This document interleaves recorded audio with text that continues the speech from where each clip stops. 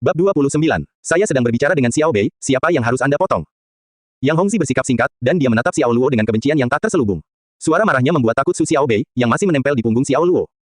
Xiao Luo sangat terkejut karena dia tidak menyangka bahwa nasihatnya akan membuat Yang Hongzi gelisah sedemikian rupa. Tapi Xiao Luo menepisnya sambil tertawa kecil dan memutuskan untuk mengabaikannya. Yang Hongzi, kamu menakuti Xiao Bei, Su Li menegur. Kerutan di wajah tegang Yang Hongzi lenyap seketika saat dia menepuk keningnya dengan dramatis dan berkata, "Oh, Li, ini kesalahanku, maafkan aku." Dia kemudian mencoba membuat wajah imut dan melambai pada Su Xiao Bei, memberinya senyuman lebar. "Xiao Bei, paman yang terlalu berisik, kamu pasti takutkan. Di sini, paman yang sangat menyesal. Jangan menangis, oke?" Saat dia berbicara, dia membungkuk seperti seorang pria dengan sikap yang agak menjilat, yang sepertinya tidak membuat Xiao Luo atau gadis kecil itu terkesan. Su Xiao Bei memeluk leher Xiao Luo lebih erat dan tampak ketakutan. "Mes, Su, kenapa kalian tidak terus bermain, dan aku akan mengajak Xiao Bei berjalan-jalan di dekatnya," kata Xiao Luo. "Kamu tidak bergabung dengan kami?" Shen Qingyan bertanya sambil memainkan raket di tangannya. "Kalian teruskan, jangan khawatirkan kami." Xiao Luo berbalik dan pergi dengan Su Xiao Bei di punggungnya, dan Luo Pingxiang mengikuti pasangan itu. Yang Hongzi memandang Xiao Luo saat dia berjalan pergi dan mencibir, "Hah! Tidak kusangka ikan lele ini benar-benar mengira dia adalah ayah kandung Xiao Bei. Dia melakukan pekerjaannya dengan sangat baik." Tanggapan singkat Su Li memberitahu Yang Hongzi pendiriannya mengenai masalah ini dengan tegas. "Li, aku tahu kamu sangat mencintai Xiao Bei dan ingin memberinya masa kecil yang bahagia. Namun, apakah hal ini benar-benar tepat? Xiao Bei mungkin akan senang untuk saat ini, tentu saja. Namun bagaimana ke depannya, menurut Anda sampai kapan ikan lele di sana akan bertahan? Ketika dia sudah muak dan pergi, bukankah dia akan patah hati? Saya pikir seluruh pengaturan ini merugikannya, dan saya mendorong Anda untuk mempertimbangkannya kembali," kata Yang Hongzi. "Jika ternyata Su Xiao Bei ingin memperlakukan Xiao Luo sebagai ayahnya selamanya, aku tidak akan pernah membiarkan dia meninggalkannya. Bahkan jika itu berarti aku harus membayar sejumlah besar uang, aku akan memastikan Xiao Luo tetap di sisinya." Shen Qingyan, melihat bahwa ini tidak menghasilkan apa-apa, tertawa manis dan berkata, "Li, apakah kamu tidak mengerti dari mana tuan muda yang berasal? Jika Xiao Luo tetap menjadi ayah, Su Xiao Bei, bukankah itu berarti Anda secara teknis menikah dengan Xiao Luo?" Tuan muda yang mengungkapkan keprihatinannya tentang hal ini. "Qingyan sangat mengenalku," Yang Hongzi menimpali. "Li, kamu tahu, dalam hidup ini, hatiku tidak merindukan orang lain selain kamu. Saya tidak bisa membiarkan Anda menderita noda apapun yang akan merusak reputasi Anda, bahkan jika gelar ayahnya hanyalah sebuah pekerjaan, saya tidak bisa mentolerirnya. Singkirkan ikan lele itu, beri aku waktu, dan aku akan membuat Xiao Bei menerimaku sebagai ayahnya. Jangan buang waktumu untukku, aku yakin kamu punya pilihan yang lebih baik. Oke, cukup, ayo bermain. Qingyan, kamu yang melakukan servis terlebih dahulu." Su Li segera berjalan menuju ujung lain lapangan tenis dan tidak membiarkan Yang Hongzi mengganggunya lebih jauh. Shen Qingyan mengangkat bahu Yang Hongzi dan berjalan ke sisi berlawanan untuk melakukan servis. Yang Hongzi merasa sedikit canggung. "Erem, bolehkah aku bergabung dengan kalian?" "Tentu, siapapun yang mencetak 15 poin terlebih dahulu akan memenangkan ronde tersebut, dan yang kalah beristirahat, ini jauh lebih menyenangkan," kata Shen Qingyan. Su Li tidak keberatan. Su Li dan Shen Qingyan berganti pakaian olahraga, dan mereka berdua mengenakan desain serupa, atasan lengan pendek berwarna merah muda dan rok pendek putih, yang membuat mereka terlihat seperti saudara kembar. Pakaian tersebut dengan murah hati memperlihatkan sosok sempurna dan kulit putih mereka kepada sepasang mata predator yang bertengger di sisi kursi di dekatnya. Sambil memperhatikan para wanita yang memutar pinggang dan bokong mereka saat mereka mengayunkan raket tenis, Yang Hongzi tidak dapat menahan diri, dan pikirannya melayang ke tempat-tempat gelap. Ia terus menelan ludahnya sembari menikmati fantasi berada di ranjang bersama dua wanita tersebut. Namun, dia tahu bahwa ini hanya bisa terjadi dalam imajinasinya karena dia sangat sadar bahwa itu bukanlah permainan yang mudah untuk diintai dan dikalahkan. Dia telah ditolak oleh Su Li berkali-kali, yang merugikan egonya, tetapi seperti yang mereka katakan, kesabaran adalah suatu kebajikan, dan dia sekarang telah menemukan kunci untuk membuka pintu hatinya. Ibu Su Li, yang memiliki karakter penuh kelemahan, akan mudah dimanipulasi. Setelah setengah jam bertarung di lapangan, Su Li dan Shen Qingyan bermandikan keringat dan memutuskan untuk istirahat. Yang Hongzi, yang sangat menikmati menonton mereka bermain, enggan membiarkan mereka beristirahat. "Li, Qingyan, kenapa kita tidak bermain beberapa ronde lagi?" Tidak, stamina kami tidak sebanding denganmu. Anda berlatih kickboxing secara teratur, Anda bugar," kata Shen Qingyan sambil melambai padanya. Yang Hongzi tersenyum, "Apa gunanya memiliki stamina ketika aku selalu kalah darimu di setiap ronde? Keterampilan tenis saya sangat buruk." "Haha, saya tahu tuan muda yang bersikap lunak terhadap kita. Siapa yang tidak tahu bahwa Anda seorang fanatik olahraga? Baik itu golf, tenis, bola basket, atau sepak bola, Anda tidak ada bandingannya." Shen Qingyan menerima 2 handuk bersih dari pembantunya dan menyerahkan satu kepada Su Li. "Jangan menyanjungku, Qingyan. Kalian benar-benar lebih baik dari saya dalam tenis," kata Yang Hongzi, berpura-pura rendah hati. Ho, Shen Qingyan terkekeh. Saat Su Li mengusap handuk di wajah dan lehernya, dia bertanya kepada pelayannya, "Di mana Su Xiao Bei dan Xiao Luo?" "Mes, Su, mereka ada di lapangan basket," jawab pelayan itu. Su Li meletakkan handuknya dan pergi ke lapangan basket. Saat dia berjalan melewati Yang Hongzi, dia mendeteksi aroma manisnya, dan lubang hidungnya tanpa sadar mengikuti jejaknya. Shen Qingyan dan Yang Hongzi memutuskan untuk ikut serta, dan tidak butuh waktu lama sebelum ketiganya tiba di lapangan basket. Di sana, mereka melihat Xiao Luo bermain basket dengan Su Xiao Bei. Xiao Luo menembak ke arah ring, dan gadis kecil itu terkikik dan dengan gembira mengambil bola tersebut dan mengopernya kembali kepadanya untuk tembakan berikutnya. Dia akan bersorak setiap kali Xiao Luo melakukan tembakan. "Hore, ayah sungguh luar biasa." Bola basket kecil mungkin tidak terasa berat bagi orang dewasa, tetapi bagi Su Xiao Bei, beratnya 1 ton. Pipinya memerah, dan dia basah kuyup karena berlari dan membawa bola keliling lapangan. Kegembiraan dalam tawanya memenuhi udara saat ayah dan putrinya menikmati waktu bermain mereka. "Li, orang ini lumayan, dia sangat baik dengan Xiao Bei," kata Shen Qingyan. Su Li senang dengan penampilan Xiao Luo, dia sudah lama tidak melihat Su Xiao Bei sebahagia ini. Yang Hongzi merajuk saat melihat mereka bermain bersama. Dia sangat marah membayangkan ikan lele kelas bawah memenangkan hati anak itu. Dia harus memikirkan sesuatu dengan cepat, sambil tetap tersenyum, dia berkata, Tuan Xiao sepertinya pandai bermain bola basket, aku merasa ingin bermain dengannya. Ah, benarkah, Tuan muda yang ingin bertanding dengannya? Shen Qingyan memberinya senyuman penuh pengertian. Memang benar, saya ingin bermain dengannya, saya baru saja melakukan pemanasan dengan tenis, kata Yang Hongzi. Kalau begitu pergilah bermain dengannya, tapi jangan berlebihan dan membodohi dia sepenuhnya. Shen Qingyan tahu bahwa Yang Hongzi hanya ingin memamerkan keahliannya kepada Su Li, dan dia tidak akan menolaknya. Lagi pula, di matanya, mereka adalah pasangan yang serasi, dan jika mereka menikah, dia akan sangat bahagia untuk adiknya, Su Li. Haha, mungkin dia akan membodohiku, jawab Yang Hongzi. Tuan muda Yang, Anda hanya mengungkapkan kesombongan Anda dengan bersikap terlalu rendah hati. Orang lain mungkin tidak mengetahuinya, namun kami sangat menyadari bahwa Anda menyewa pelatih CBA dan menjalani pelatihan intensif. Bagaimana dia bisa menandingimu? Jadi, lebih baik Anda menunjukkan belas kasihan padanya dan biarkan dia menyelamatkan mukanya, oke, kata Shen Qingyan. Yang Hongzi mengangguk dan menertawakan kata-kata Shen Qingyan, tetapi saat dia mendekati lapangan basket, seringai di wajahnya mengatakan sebaliknya. Dia tidak berniat menunjukkan belas kasihan apapun kepada Xiao Luo dan akan melakukan yang terbaik untuk membuat Xiao Luo terlihat seperti orang bodoh. Di lapangan, Su Xiaobei baru saja mengambil bola dan berlari kembali ke arah Xiao Luo sambil berteriak, "Hore! Ayah sungguh luar biasa, ini, ayah, lempar bolanya lagi." Xiao Luo menepuk kepalanya dengan penuh kasih sayang saat dia menerima bola. Namun, ketika dia berbalik untuk menembak, Yang Hongzi berada tepat di depannya, melambaikan tangannya dan bersiap untuk memblokirnya. Dia memasang senyum masam di wajahnya saat dia menatap mata Xiao Luo dengan percaya diri dan berkata, "Tuan Xiao, kamu sepertinya cukup pandai bermain basket, kenapa kita tidak bertanding 1 lawan 1? Tidak, terima kasih, aku tidak tertarik." Xiao Luo menjawab singkat dan berbalik, memegang tangan Su Xiaobei saat mereka berjalan ke sudut lain lapangan, di mana Xiao Luo menembakkan bola ke dalam ring dari dalam busur 3 angka. "Yai, ayahku hebat sekali." Su Xiaobei melompat kegirangan seolah dialah yang membuat keranjang. Dia dengan bercanda melompat ke baselin untuk mengambil bola basketnya sebelum berlari kembali ke Xiao Luo, dia adalah gadis bola eksklusifnya. "Ayo main ronde lagi," lalu berhenti, "Oke." Gadis kecil itu mengangguk patuh dan menjawab, "Oke, ayah." Xiao Luo mengamati ring dan mengarahkan bola ke mata dominannya, dia melompat dan mengulurkan tangan menembaknya tepat ke arah keranjang saat dia melakukan tembakan. Bola meninggalkan tangan kanan Xiao Luo dan melayang di udara dengan sedikit putaran ke belakang menuju ring. Tiba-tiba, bola terlempar keluar lapangan, Yang Hongzi bergerak seperti harimau yang berkeliaran, berlari dengan cepat melintasi lintasan bola, dan dia melompat tinggi sebelum memukul bola ke bawah dengan tangan kanannya. Menurut standar apapun, itu adalah blok yang bersih dan sempurna. Jika blok seperti itu dilakukan selama pertandingan, tidak diragukan lagi hal itu akan berdampak pada kondisi pikiran dan moral si penembak, bahkan membuatnya linglung. Bagus, kedua pengawal Yang Hongzi bertepuk tangan dan bersorak keras. Itu blok yang bagus. Shen Qingyan, yang berdiri tidak jauh dari Su Li, mengangguk setuju. Memanfaatkan orang lain, sungguh pria yang tidak tahu malu. Su Li mendengus. Shen Qingyan berpikir sejenak dan sampai pada kesimpulan yang sama. Kamu benar, tuan muda yang pastinya adalah pria yang tidak tahu malu. Su Xiaobei tersentak kaget saat bola basket diblok secara agresif oleh Yang Hongzi. Xiao Luo tetap tanpa ekspresi tanpa sedikit pun kegelisahan di wajahnya. Yang Hongzi mengambil bola, lalu berjalan menuju Su Xiaobei dan tersenyum padanya. "Xiaobei, bagaimana kalau paman yang menembakkan bola untukmu?" dia berkata. Sebelum gadis kecil itu bisa menjawab, Yang Hongzi sudah menggiring bola ke arah ring, lalu dalam 3 langkah, tubuhnya berputar 180 derajat, dan melakukan layup dengan tangan kanannya memasukkan bola ke dalam keranjang dengan ringan. Gerakannya lancar, anggun, dan estetis untuk ditonton. Yang Hongzi mengambil bola lagi dan melirik Su Li sekilas untuk melihat reaksinya. Meskipun sepertinya dia menunjukkan keterampilan bola basketnya untuk Su Xiaobei, dia sebenarnya sedang pamer kepada Su Li. "Xiaobei, sekarang lihat langkah paman yang selanjutnya." Sekali lagi Yang Hongzi menggiring bola ke arah keranjang dan melakukan layup dalam 3 langkah, tapi kali ini mengubah gerakannya di udara, dia mengoper bola melalui kakinya dan mengirim bola ke atas dengan tangan lainnya dengan ringan, bola berhasil dibersihkan, pelet dan berhasil mendarat di dalam keranjang lagi. Ia kemudian melanjutkan dengan melakukan layup, reverse windmill, beralih antar tangan, dan bahkan melakukan layup terakhir dengan memutar bola dari bawah kakinya.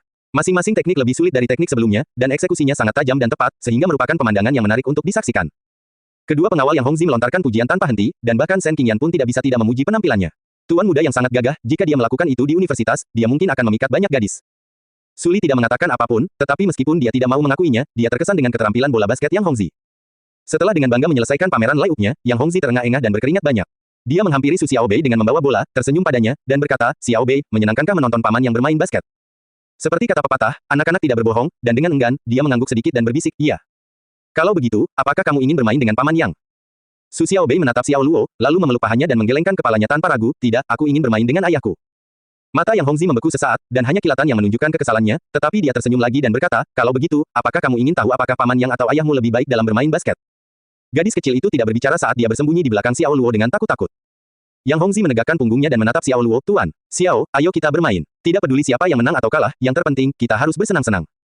"Tidak, terima kasih, cari orang lain." Xiao Luo tidak punya waktu untuknya, dan meraih tangan Su Xiaobei, mereka meninggalkan pengadilan. Yang Hongzi mengatupkan rahangnya, dan ekspresi wajahnya berubah menjadi gelap dan dingin. Dia melukai dan melemparkan bolanya dengan kejam ke arah Xiao Luo. Suara mendesing, bola basket itu terlempar dengan keras dan rata dan terbang tepat di samping kepala Xiao Luo dengan kecepatan yang membakar. Xiao Luo mendeteksi bola yang masuk melalui penglihatan tepinya dan langsung bereaksi. Dia secara intuitif mengangkat tangannya dengan kelima jarinya terbuka dan menangkap bola dengan rapi di satu tangan seperti lem.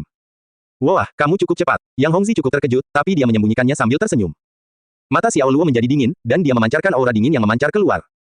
Bahkan Shen Qingyan bergidik dan bergumam pada dirinya sendiri, ada apa dengan cuaca sialan ini, kenapa tiba-tiba dingin? Xiao Bei, temui ibu. Xiao Luo berbicara dengan lembut dan menepuk kepala Xiao Bei dengan lembut. Ayah, apakah kamu bermain basket dengan Paman Yang? Dia menatapnya dengan penuh semangat dengan matanya yang berkedip. Ya, Yang Hongzi tidak bisa menahan seringainya, waktunya telah tiba, dan dia akan memusnahkan ikan lele ini sepenuhnya dan membuat Su Li terkesan. Ayah sedang berkelahi. Su Xiao Bei bersorak untuk Xiao Luo, lalu segera berlari kembali ke Su Li. Xiao Luo memegang bola dan mendekati Yang Hongzi, mereka memiliki tinggi yang sama, keduanya sekitar 177 cm. Dia memandang Yang Hongzi dengan tenang dan bertanya, apa aturannya? Xiao Luo tidak mudah terprovokasi ketika dia dihina atau bahkan ketika dia dibuli. Namun dia mempunyai batas kemampuannya, dan ketika dia didorong melampaui batas itu, agitatornya harus berhati-hati. Yang Hongzi pasti telah memprovokasi dia, dan seandainya Zhang Dasan hadir, dia akan mengatakan bahwa Yang Hongzi telah mendapatkan jackpot. Sederhana saja, siapapun yang mencetak 10 poin lebih dulu, menang, kata Yang Hongzi, penuh percaya diri. Siapa yang berangkat duluan? Xiao Luo bertanya. Kamu seorang tamu, jadi ikuti kamu. Yang Hongzi memberi isyarat pergi, dan dia tampak sangat tenang dan percaya diri dengan senyumannya yang selalu ada. Xiao Luo berdiri di luar garis 3 angka, dia mengoper bola kepada Yang Hongzi, yang kemudian mengopernya kembali kepadanya. Ini adalah duel 1 lawan 1, dan pertandingan akan dimulai setelah lawan mengembalikan bola kepadanya. Ikan lele sialan, aku akan menghancurkanmu dengan skor 10-0. Pikiran itu terlintas di benak Yang Hongzi, dan dia menyeringai gembira, lalu membuka kedua kakinya, dia sedikit menekuk lututnya dan merentangkan tangannya untuk mengambil posisi bertahan yang seimbang. Namun, bahkan sebelum dia sempat bereaksi dengan sebuah blok, Xiao Luo melompat tinggi dan melepaskan tembakannya dari luar garis 3 angka. Bola melayang dengan anggun di udara dalam bentuk busur yang indah, dan Xiao Luo mencetak gol pertamanya dengan bola melewati ring dengan rapi. Saat bola melewati jaring, bola memantul beberapa kali, dan dalam keheningan saat itu, suara bola memantul bergema di seluruh lapangan, bop bop bop. Apa? Yang Hongzi menatap dengan mata terbelalak tak percaya. Xiao Luo benar-benar mencetak gol, dan dia setidaknya berada setengah meter di luar garis 3 angka. Bagaimana dia bisa mencetak gol dengan mudah? Li, dia sebenarnya berhasil mencetak gol dari tembakan sejauh itu. Shen Qingyan, yang sedang menonton pertandingan bersama Su Li dari tepi lapangan, terkejut melihat bola melewati ring dengan rapi. Dia jelas tidak menyangka bahwa Xiao Luo bisa mencetak gol dengan tembakan lompat setengah meter di luar garis 3 angka. Ini murni keberuntungan, kata Su Li. Luo Pingxiang dan Su Xiao Bei, yang berdiri di samping mereka, bersorak kegirangan. Kembali ke lapangan, Yang Hongzi baru saja mengambil bolanya, dan sambil tersenyum, dia berjalan ke arah Xiao Luo dan berkata, lumayan, awalmu bagus. Xiao Luo menatapnya tanpa ekspresi dan tidak mengucapkan sepatah kata pun. Baiklah kalau begitu, mari kita lanjutkan. Yang Hongzi mengoper bola kepada Xiao Luo, lalu melanjutkan posisi bertahan, dia tidak percaya bahwa Xiao Luo akan benar-benar mencetak 1 gol lagi dari luar garis 3 angka. Ia yakin bahwa tembakan sebelumnya adalah murni keberuntungan dan tidak dilakukan dengan keterampilan. Saat Xiao Luo menerima izin tersebut, dia menekuk lututnya dan melompat di tempat lagi. Ia memegang bola dengan telapak tangan kiri menopang sisi bola dan tangan kanan di belakang bola, tepat di atas bahu, dan siku ditekuk 90 derajat. Ia terus menatap ke arah ring sambil memindahkan momentum dari lompatan untuk mengarahkan bola, lalu meluruskan siku dan pergelangan tangannya lurus ke atas sebagai tindak lanjut dari tembakan. Itu adalah tembakan yang dieksekusi dengan sempurna. Meski sudah mengantisipasi tembakannya, Yang Hongzi masih belum bisa mendapatkan bola tepat waktu dan menyaksikan tanpa daya saat bola lepas dari tangan Xiao Luo. Bola melaju dengan busur yang tepat sekali lagi dan mencetak gol dengan bunyi gedebuk yang familiar. Tembakan 3 angka lainnya tepat masuk ke dalam keranjang. Kali ini, baik Shen Qingyan maupun Su Li tampak terkejut, tetapi mereka bertanya-tanya apakah tembakan ini merupakan salah satu keberuntungan. Yang Hongzi tidak terkesan. Faktanya, dia merasa jengkel, dan ekspresi wajahnya terlihat, dia tampak seperti diberi makan secara paksa dengan bubur penjara. Salah satu pengawalnya mengambil bola dan mengopernya kepadanya. Dia memegang bola dengan kedua tangan dan memaksakan senyum, berkata, baiklah, tembakan 3 angka berturut-turut, Tuan Xiao, sepertinya Anda sudah berlatih sedikit. Xiao Luo tidak mau menanggapi, karena Yang Hongzi mencoba mempermalukannya, Xiao Luo sekarang siap secara mental untuk membalas sikap itu, dia akan menghancurkannya sepenuhnya. Xiao Luo tidak perlu menebus keterampilan sistem bola basket karena dia sudah menjadi pemain di atas rata-rata. Namun, konstitusi Raja Tentara Bayaran dan Yi Jingjing benar-benar meningkatkan kemampuannya dan mendorong tingkat keahliannya ke tingkat yang benar-benar baru. Dalam performanya saat ini, dia bahkan mampu menghadapi pemain NBA, apalagi Yang Hongzi. Jika Anda bisa mencetak gol lagi, saya akan menghormati Anda. Yang Hongzi memberikan tantangan, dia tidak akan membiarkan dirinya melakukan kesalahan yang sama. Dia sedikit lebih agresif sekarang dan dengan paksa mengoper bola kepada Xiao Luo. Dia meletakkan keranjang kedua karena kesalahannya sendiri daripada kemampuan Xiao Luo, dan kali ini dia tidak terlalu menurunkan posisinya, tetap sedikit tegak untuk membuat lompatan lebih cepat untuk memblokir. Dan saat dia membacanya, Xiao Luo kembali melakukan gerakan yang sama seperti yang diharapkan, segera melompat setelah menerima bola untuk menembak. Yang Hongzi menyeringai, menghentakkan kakinya, melompat tinggi ke udara, dan membanting tangan kanannya ke bawah ke arah bola. Niatnya adalah memblok tembakan itu sekuat mungkin, sebagian untuk meredam amarahnya dan karena dia tahu tembakan itu pasti akan terlihat mengesankan. Dia mungkin terlalu ambisius dan terpaku untuk tampil mengesankan, karena tangan pemblokirannya hanya berjarak beberapa sentimeter saat bola melayang di atasnya. Dan bahkan sebelum dia sempat berbalik, dia mendengar bunyi gedebuk yang familiar, sama seperti tembakan sebelumnya, sekali lagi tembakan itu melewati ring dengan rapi. 3 percobaan, dan 3 keranjang, dan semuanya diambil dari luar garis 3 angka. Saat Yang Hongzi menahan pendaratannya dengan lutut tertekuk, dia masih tidak percaya apa yang telah terjadi. Dia mengatur waktu bloknya dengan sempurna kali ini, namun, Xiao Luo masih berhasil lolos, bagaimana mungkin? Kedua pengawal itu sama-sama tercengang karena ini pertama kalinya mereka melihat seseorang mencetak 3 tembakan berturut-turut, apalagi tembakan 3 angka saat bermain melawan tuan muda mereka. Li, di mana kamu menemukan pria ini? Dia cukup menarik. Shen Qingyan mulai memperhatikan Xiao Luo dengan lebih serius untuk pertama kalinya. Awalnya, dia mengira Xiao Luo akan dihancurkan sepenuhnya oleh Yang Hongzi, tetapi yang terjadi justru sebaliknya. Saya bertemu dengannya di Jiangcheng selama konser terakhir saya. Saat Su Li berbicara, matanya tertuju pada Xiao Luo, dan dia terkejut dengan apa yang dilihatnya. Dia tahu lebih baik dari siapapun bahwa Yang Hongzi adalah seorang fanatik olahraga sejati, dan dia bahkan menyewa pelatih terkenal dari CBA untuk melatih dan membimbingnya dalam bola basket. Selain itu, ia sangat aktif dalam kickboxing dan pergi ke gym secara rutin, membuatnya sangat bugar secara fisik. Dapat dikatakan bahwa, jika menyangkut bola basket di wilayah Xiahai, Yang Hongzi hampir tak terkalahkan. Hore, ayah yang terhebat, berjuang, ayah. Su Xiaobei melompat-lompat ke girangan, bertepuk tangan dengan tangan mungilnya dan bersorak untuk ayahnya, Xiao Luo. Berdiri di sampingnya, Luo Pingxiang juga sama bersemangatnya. Namun bagi Yang Hongzi, mendengar sorak-sorai itu merupakan tikaman mematikan di hatinya. Mulutnya bergerak-gerak karena kejang, dan dia tidak bisa lagi menahan senyumnya. Dengan marah, dia membentak Xiao Luo, apakah kamu hanya tahu cara menembak? Menembak adalah kekuatanku, begitulah caramu memenangkan pertandingan. Xiao Luo membalas, jelas-jelas berniat untuk menyembunyikannya. Wajah Yang Hongzi menjadi gelap karena marah, dan dia tidak lagi tersenyum. Baiklah, lanjutkan. Mari kita lihat apakah kamu bisa mendaratkan setiap tembakan. Pengawalnya melemparkan bola kepadanya. Yang Hongzi sekarang telah mendorong Xiao Luo lebih jauh ke tengah lapangan, dan Xiao Luo sekarang berada hampir 1,5 meter dari busur 3 angka. Pada jarak seperti itu, kemungkinan mencetak gol jauh lebih rendah, bahkan untuk pemain profesional. Ayo lanjutkan. Yang Hongzi menarik napas dalam-dalam dan mengoper bola kepada Xiao Luo. Xiao Luo menyeringai padanya, lalu tanpa ragu-ragu, dia langsung melompat untuk menembak setelah menerima bola, seperti yang dia lakukan di 3 pertandingan terakhir. Meskipun jaraknya lebih jauh, tembakan Xiao Luo merupakan pengulangan yang sama dari 3 tembakan sebelumnya, dan sepertinya bola basket tersebut telah menumbuhkan sepasang mata dan mengarahkan dirinya ke arah keranjang. Kemudian, tembakan kelima berhasil, tembakan ke-6 berhasil, tembakan ke-7 berhasil, dan bahkan tembakan ke-8 pun mendarat. Baik Shen Qingyan maupun Suli tidak dapat mempercayai apa yang baru saja mereka saksikan dan sekarang benar-benar terpesona, sampai-sampai mereka harus mengatur napas. Kedelapan tembakan dilakukan dengan teknik yang sama, semuanya dilakukan dengan tembakan lompat yang dilakukan di luar garis 3 angka. Meskipun tidak ada permainan ofensif dan defensif yang menarik atau bentrokan antar tubuh, eksekusi sempurna dari teknik Xiao Luo lebih dari sekadar suguhan untuk ditonton. Kedua pengawal Yang Hongzi terus mengucek mata tak percaya. Hanya Su Xiaobei yang bersorak untuk Xiao Luo, dia tahu di dalam hatinya bahwa ayahnya luar biasa dan akan mencetak setiap bola secara berurutan. Keadaan pikiran Yang Hongzi seperti perjalanan roller coaster yang dimulai dengan rasa jijik, kemudian dia terkejut, dan akhirnya menjadi marah. Pada saat itu, Yang Hongzi sepertinya bisa menelan Xiao Luo hidup-hidup. Sejak tembakan ketiga, dia telah mencoba untuk memblokir upaya Xiao Luo, tetapi setiap kali tembakan itu hanya melayang beberapa sentimeter dari ujung jarinya, sebelum melewati lingkaran itu. Skornya sekarang, 8-0, dan Yang Hongzi mendidih, betapa memalukannya hal itu baginya. Ikan lele sialan, plus. Yang Hongzi menggumamkan kutukan dan menatap tajam ke arah Xiao Luo, jika dia tidak membenci Xiao Luo sebelumnya, dia akan membencinya sekarang. Xiao Luo terkekeh pada Yang Hongzi, ini adalah pria yang mudah menghina orang lain tetapi mentalnya tidak cukup kuat untuk dianiaya.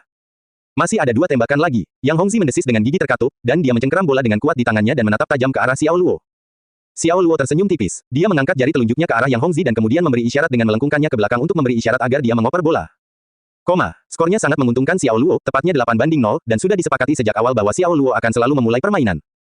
Yang Hongzi berada di bawah tekanan besar dengan skor tersebut, dan dia benar-benar frustrasi. Yang Hongzi semakin marah, di dahinya, pembuluh darah berwarna biru menonjol seolah-olah akan pecah, dan setiap helai rambut di alisnya terangkat. Benar-benar kalah dalam game, dia dipermalukan tepat di depan wanita yang berusaha keras untuk membuatnya terkesan. Itu membuatnya ingin menguliti Xiao Luo hidup-hidup. Xiao Luo mengabaikan ekspresi kejamnya, dan sekali lagi, saat dia menerima bola, dia langsung melompat untuk melepaskan tembakan. Tapi kali ini, alih-alih menyerang, Yang Hongzi malah meraung dan menyerang Xiao Luo seperti binatang buas yang terluka. Dia bahkan tidak menguasai 8 bola terakhir, dan tidak dapat menerima rasa malu, dia memutuskan untuk langsung melemparkan dirinya ke arah Xiao Luo. CRASH. Plus. Dampaknya bergema di seluruh lapangan saat Yang Hongzi menyodorkan bahunya ke dada Xiao Luo sambil tetap melakukan tembakan di udara. Xiao Luo kehilangan keseimbangan, dan dia harus mundur 2 langkah untuk mendapatkan kembali dirinya, dan dia merasakan sakit yang tumpul di dadanya. Sebelum Yang Hongzi sempat menoleh untuk melihat, dia mendengar bunyi gedebuk yang familiar saat bola mendarat melewati ring. Sial, Yang Hongzi diliputi kesedihan, dan saat matanya melotot karena frustrasi, dia mengamuk, menginjakkan kakinya ke tanah berulang kali. Dia merobek jaketnya dan melemparkannya ke lapangan. Apakah kamu bermain basket atau Street Fighter? Xiao Luo merasa kesal, dan dia meraih bahu Yang Hongzi saat dia berjalan pergi. Yang Hongzi sangat marah dan segera menepis tangan Xiao Luo, lalu meraih kerah baju Xiao Luo. Dia meraung, aku akan berteriak, terus kenapa? Apakah kamu tidak senang dengan hal itu? Pemeriksaan tubuhnya benar-benar disengaja, namun dia tidak bisa menerimanya ketika Xiao Luo meletakkan tangannya di bahunya. Dia masih memiliki pengendalian diri meskipun dia marah, atau dia akan memerintahkan pengawalnya untuk menangani Xiao Luo. Xiao Luo menatap matanya dengan dingin dan, dengan tegas, berkata, sebaiknya lepaskan. Kilatan di mata Xiao Luo membuat Yang Hongzi menggigil, dia segera melepaskan kerah Xiao Luo, entah kenapa, dia tiba-tiba merasa seperti katak yang sedang diburu ular berbisa dan hampir diserang, dan jika Yang Hongzi tidak melepaskannya, dia pasti sudah terbunuh saat itu juga. Melihat konfrontasi tersebut, pengawal Yang Hongzi, Suli dan Shen Qingyan, bergegas ke pengadilan. Tuan muda Yang, ini hanya pertandingan persahabatan, jangan menganggapnya terlalu serius. Kata Shen Qingyan, berusaha menenangkannya. Tiba-tiba menyadari kehadiran Suli, Yang Hongzi memadamkan amarahnya, tidak mau merusak citranya di hadapannya, dan memaksakan sebuah senyuman. Hah, apa yang kamu katakan, Qingyan? Sejak kapan aku marah? Saya perhatikan keratuan Xiao Luo tidak dikancingkan, dan saya membantunya. Ah, benarkah? Kalau begitu aku salah paham padamu.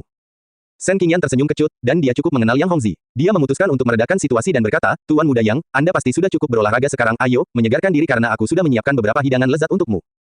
Oh, kami tidak terburu-buru, masih ada satu pesta terakhir. Yang Hongzi menjawab. Kedua pengawal itu saling memandang dengan canggung, bertanya-tanya dalam hati mengapa tuan muda mereka tidak mau menerima tawaran itu padahal Nona Shen baru saja memberinya jalan keluar. Mengapa dia tidak menyetujuinya? Apakah dia benar-benar berpikir bahwa dia bisa mengubah kekalahan ini menjadi kemenangan? Skornya sekarang 9-0. Tetapi ketika mereka melihat kekejaman di mata Yang Hongzi, mereka tahu dia akan memberi pelajaran yang sulit pada Xiao Luo. Mereka bersiap-siap. Apakah kamu yakin masih ingin melanjutkan? Su Li bertanya. Haha, setiap permulaan harus ada akhir, tinggal satu bola lagi, dan itu akan selesai dalam waktu singkat. Kalau begitu ayo kita selesaikan. Xiao Luo tiba-tiba angkat bicara. Ada kilatan tajam di mata Yang Hongzi untuk sesaat, lalu dia tertawa dan berkata, Li, kalian boleh pergi dulu. Sepertinya Pak Xiao ingin membuatku pulang dengan angka 0 besar, hahaha. Saya juga ingin tahu apakah hasilnya akan seperti itu. Su Li tidak menanggapinya tetapi berjalan ke arah Xiao Luo dan berbisik, hati-hati.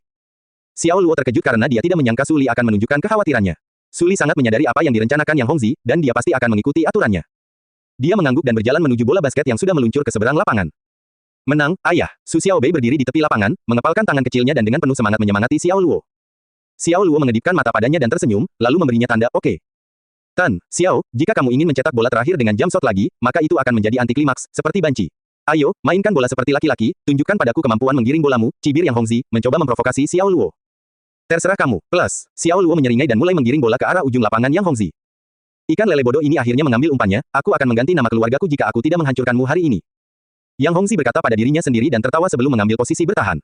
Ada kilatan ganas di matanya, dan dia ingin melukainya secara serius. Pelatih yang dipekerjakan Yang Hongzi mengajarinya banyak keterampilan bola basket, termasuk beberapa taktik kotor dan cara memberikan berbagai tingkat kerusakan pada lawannya dalam sebuah permainan. Pergelangan kakinya bisa terkilir, patah tulang, atau menyebabkan cedera internal jika dia mau. Li, keadaannya tidak terlihat bagus, sepertinya tuan muda yang sedang melakukan gerakan mematikannya.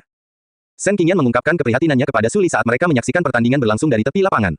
Jika Yang Hongzi benar-benar memutuskan untuk bermain kotor, dia pasti tidak akan memaafkannya, karena dia tidak hanya akan kalah dalam pertandingan tetapi juga martabatnya sebagai seorang olahragawan. Su Li mendengarkan tetapi tetap tenang, tetapi setelah berpikir sejenak, dia berkata, panggil ambulans, untuk berjaga-jaga. Satu-satunya alasan yang membuatnya membenci Yang Hongzi adalah karena dia hanyalah seorang anak manja dari latar belakang kaya. Dia menolak menerima penolakan atau kegagalan apapun dalam hidup, apa yang dia inginkan, dia dapatkan. Dia adalah orang yang memulai pertandingan, tapi dia tidak bisa menerima kenyataan bahwa dia benar-benar kalah. Seandainya dia bukan putra dari pemegang saham terbesar perusahaan, dia bahkan tidak akan menanggapinya. Shen Qingyan setuju dan memutuskan untuk menelepon, karena dia juga sekarang menyadari bahwa Yang Hongzi bukanlah orang yang bermartabat. Kembali ke lapangan, Xiao Luo maju dengan cepat menuju Yang Hongzi, menggiring bola dengan cepat dan terkendali. Dia melakukan tipuan ke kanan, lalu mengayun ke kiri, tiba-tiba mematahkan bola kembali ke kanan, dan menyerang ke depan untuk masuk ke bawah keranjang. Dia bergerak seperti embusan angin dan mencapai keranjang dalam sekejap mata. Wow, langkah yang luar biasa. Apakah Xiao Luo akan melakukan dung? Shen Qingyan masih menelepon, tetapi matanya tertuju pada aksi lapangan karena dia adalah penggemar bola basket dan secara teratur menonton pertandingan bola basket. Dari posisi tubuh Xiao Luo, terlihat dia hendak melakukan dung tomahawk. Su Li hanya menatap dalam keadaan pingsan, benar-benar bingung melihat seberapa tinggi Xiao Luo melompat, dan betapa mudahnya dia menggiring bola melewati Yang Hongzi. Kena kau, AARGH. Yang Hongzi dikalahkan, tetapi dia tidak mau menyerah, niatnya jelas, dan dalam upaya putus asa untuk menjatuhkan lawannya, dia meluncurkan dirinya sendiri, menabrak Xiao Luo dengan keras. Sebuah tekad terlihat di matanya yang berlumuran darah, dan dia berharap melihat Xiao Luo jatuh dari garis belakang dalam keadaan hancur total. Suara dentuman brutal yang menggetarkan tulang memenuhi udara, dan semua orang meringis ketakutan. Apakah Xiao Luo akan baik-baik saja? Tapi, ekspresi wajah Yang Hongzi drastis pada saat terjadi benturan. Ledakan kekuatan yang tak tertahankan melonjak dari tubuh Xiao Luo, dan Yang Hongzi merasa dia baru saja menabrak gunung yang tak tergoyahkan. Kamu melebih-lebihkan dirimu sendiri. Xiao Luo berkata dengan dingin, dan gelombang energi internal yang kuat meledak dari tubuhnya. Jeritan melengking menembus udara saat Yang Hongzi terlempar keluar dari lapangan, tampak seperti dia ditabrak mobil yang melaju kencang. Xiao Luo masih melayang di udara, lengan kanannya melingkar di belakang kepalanya sebelum memasukkan bola basketnya ke dalam ring. Bola dibanting dengan keras ke dalam keranjang, seperti bola meriam, dan jaring diayunkan kembali ke atas saat melewatinya. Setelah menyelesaikan dung, Xiao Luo mendarat dengan lembut dengan kedua kaki agak terbuka. Bola itu memantul tepat di bawah keranjang dengan gerakan bob, bob, bob, seolah-olah membungkuk kepada Xiao Luo sebagai tanda hormat, dan akhirnya berhenti memantul dan berguling ke arah kakinya dengan penyerahan total. Kedua pengawal Yang Hongzi, Shen Qingyan dan Su Li membeku, menatap dengan mulut terbuka lebar, sangat terkejut dengan apa yang baru saja mereka saksikan. Shen Qingyan, yang masih berbicara di telepon, tanpa sadar menjatuhkannya ke tanah. Mata Su Xiaobei berbinar karena kagum, dia bersorak kegirangan dan melompat kegirangan saat dia melihat Xiao Luo dengan gemilang membanting dung melewati ring dengan kekuatan yang begitu besar. Tak seorang pun bahkan bermimpi bahwa Xiao Luo mampu melakukan slam dunk, dan itu bukan hanya dung biasa, tapi slam dunk yang mengesankan dan kuat. Pengaturan waktu, kekuatan ledakan, dan kecakapan melompatnya sangat mendominasi. Yang Hongzi terbaring terpuruk di tanah, menatap kosong ke sosok ramping di bawah keranjang. Penghinaannya selesai, skor akhirnya adalah 10-0. Awalnya dia berencana untuk mengalahkan lawannya 10-0, namun sebaliknya, dia malah menerima skor tersebut. Seolah-olah itu belum cukup memalukan, dia benar-benar dikalahkan oleh lawannya, tidak mampu menyentuh bola sekalipun. Kini, rasa percaya diri dan harga dirinya hancur total, sesuatu yang belum pernah ia alami sebelumnya. Ahsan, Ahsi, tunggu apa lagi? Lumpuhkan Beastart itu, Yang Hongzi meraung. Ya, Tuan Muda. Para pengawal itu tersadar dari keterkejutannya dan bergegas menuju Xiao Luo, menggeram dengan niat yang kejam. Yang Hongzi, apa yang kamu coba lakukan? Su Li berteriak. Dia sangat marah pada Yang Hongzi, mengerutkan alisnya saat dia berjalan cepat untuk menghadapinya. Li Er, kaulah yang menyarankan pertandingan ini dengan Xiao Luo, namun sekarang kamu mencoba untuk menghajarnya setelah kamu kalah. Apakah kamu benar-benar pecundang? Su Li berkata, matanya menatap dingin ke arah pria yang kalah itu. Yang Hongzi berusaha menjawab, tetapi tidak ada yang keluar ketika dia membuka mulut, dia tidak tahu apa yang bisa dia katakan untuk menjelaskan dirinya sendiri. Tapi, saat dia menatap mata indah Suli, dia segera sadar dan bangkit kembali.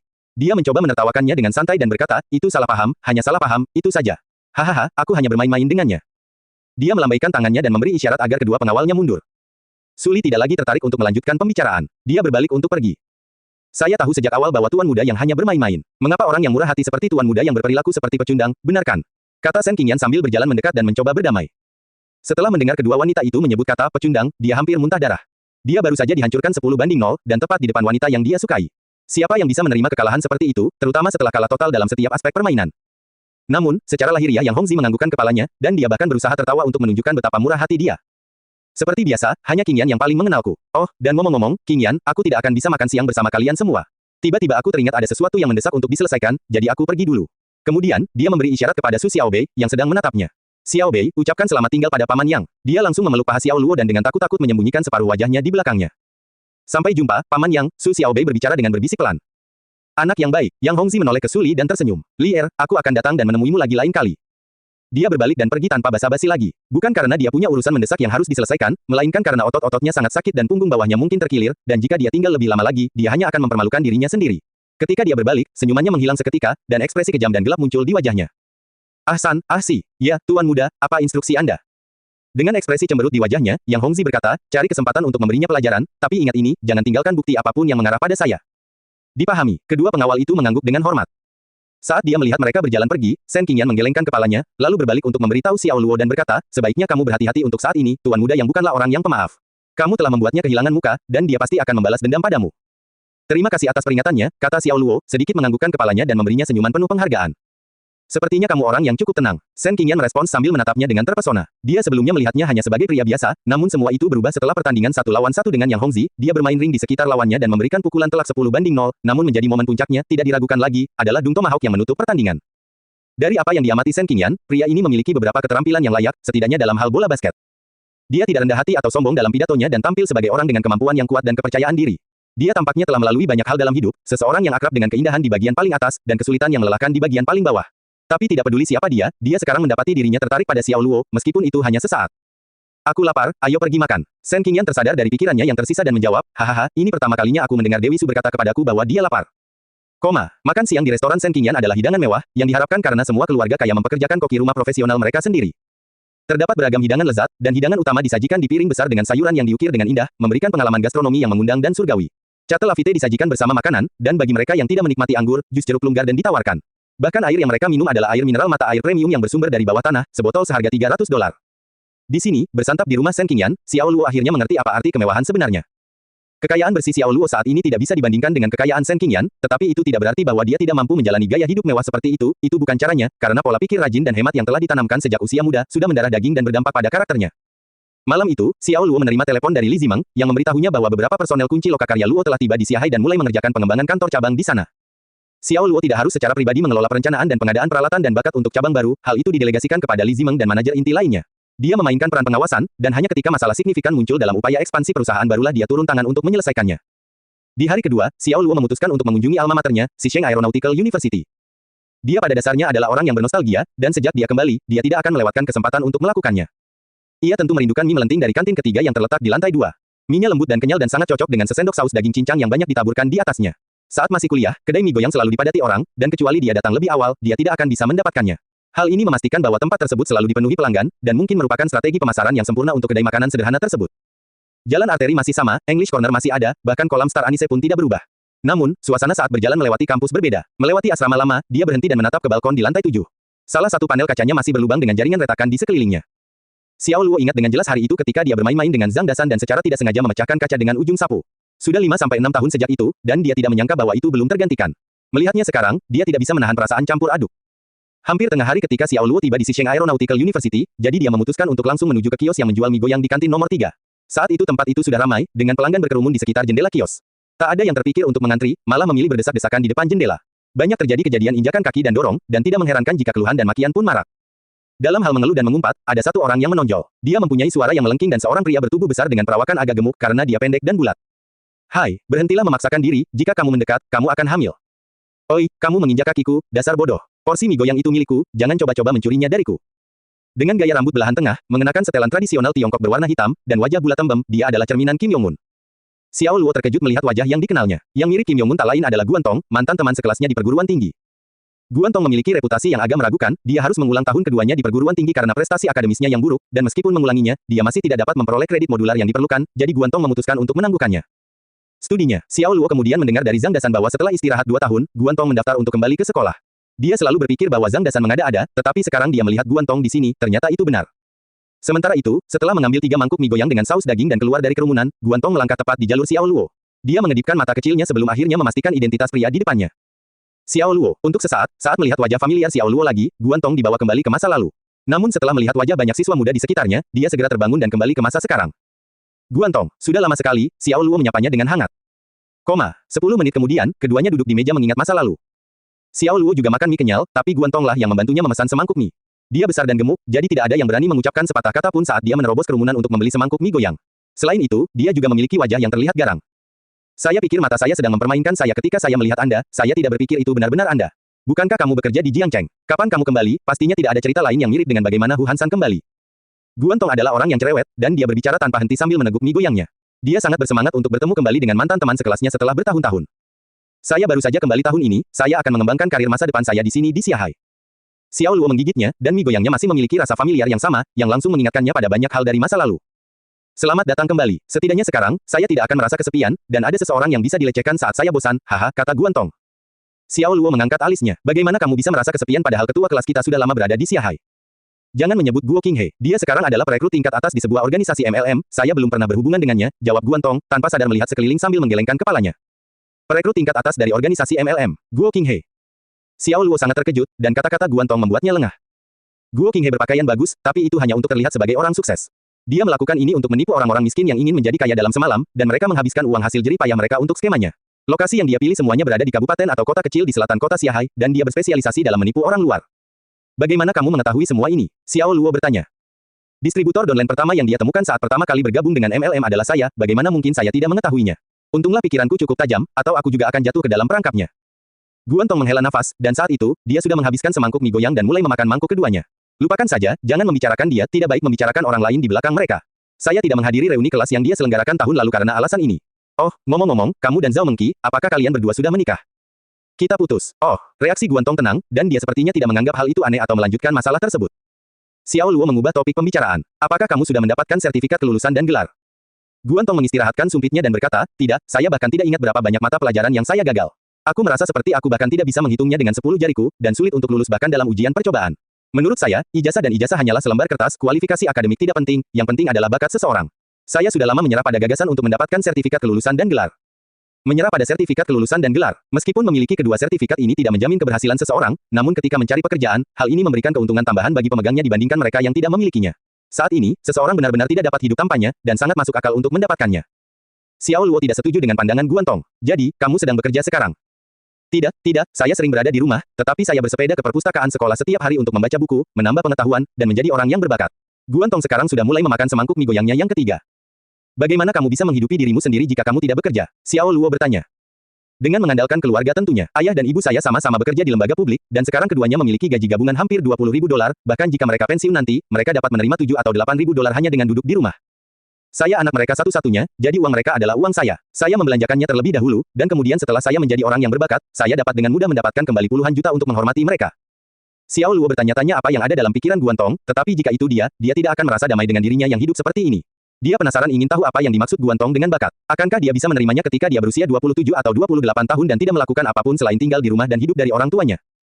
Dia tidak dapat memahami bakat yang dimaksud Guan Tong, tapi tentu saja, itu bukan urusannya, dan sebagai orang luar, dia tidak memenuhi syarat untuk menilai. Guan Tong, sebuah suara memanggil. Guan Tong dan Xiao Luo menoleh ke arah suara itu adalah seorang pria parubaya yang ramah dan mengenakan jas hitam dan kacamata. Dia memiliki rambut yang sangat sedikit dan garis rambut yang menipis sehingga membuatnya tampak agak botak. Itu Yu Tua, kata Guan Tong sambil akhirnya meletakkan sumpitnya. Xiao Luo tentu saja tahu siapa Yu Tua. Nama lengkapnya adalah Yu Jiangwu, dan dia adalah wali kelas mereka di perguruan tinggi. Dia buru-buru bangun dan menyapa Yu Jiangwu, yang baru saja berjalan mendekat. Apa kabar, Tuan Yu?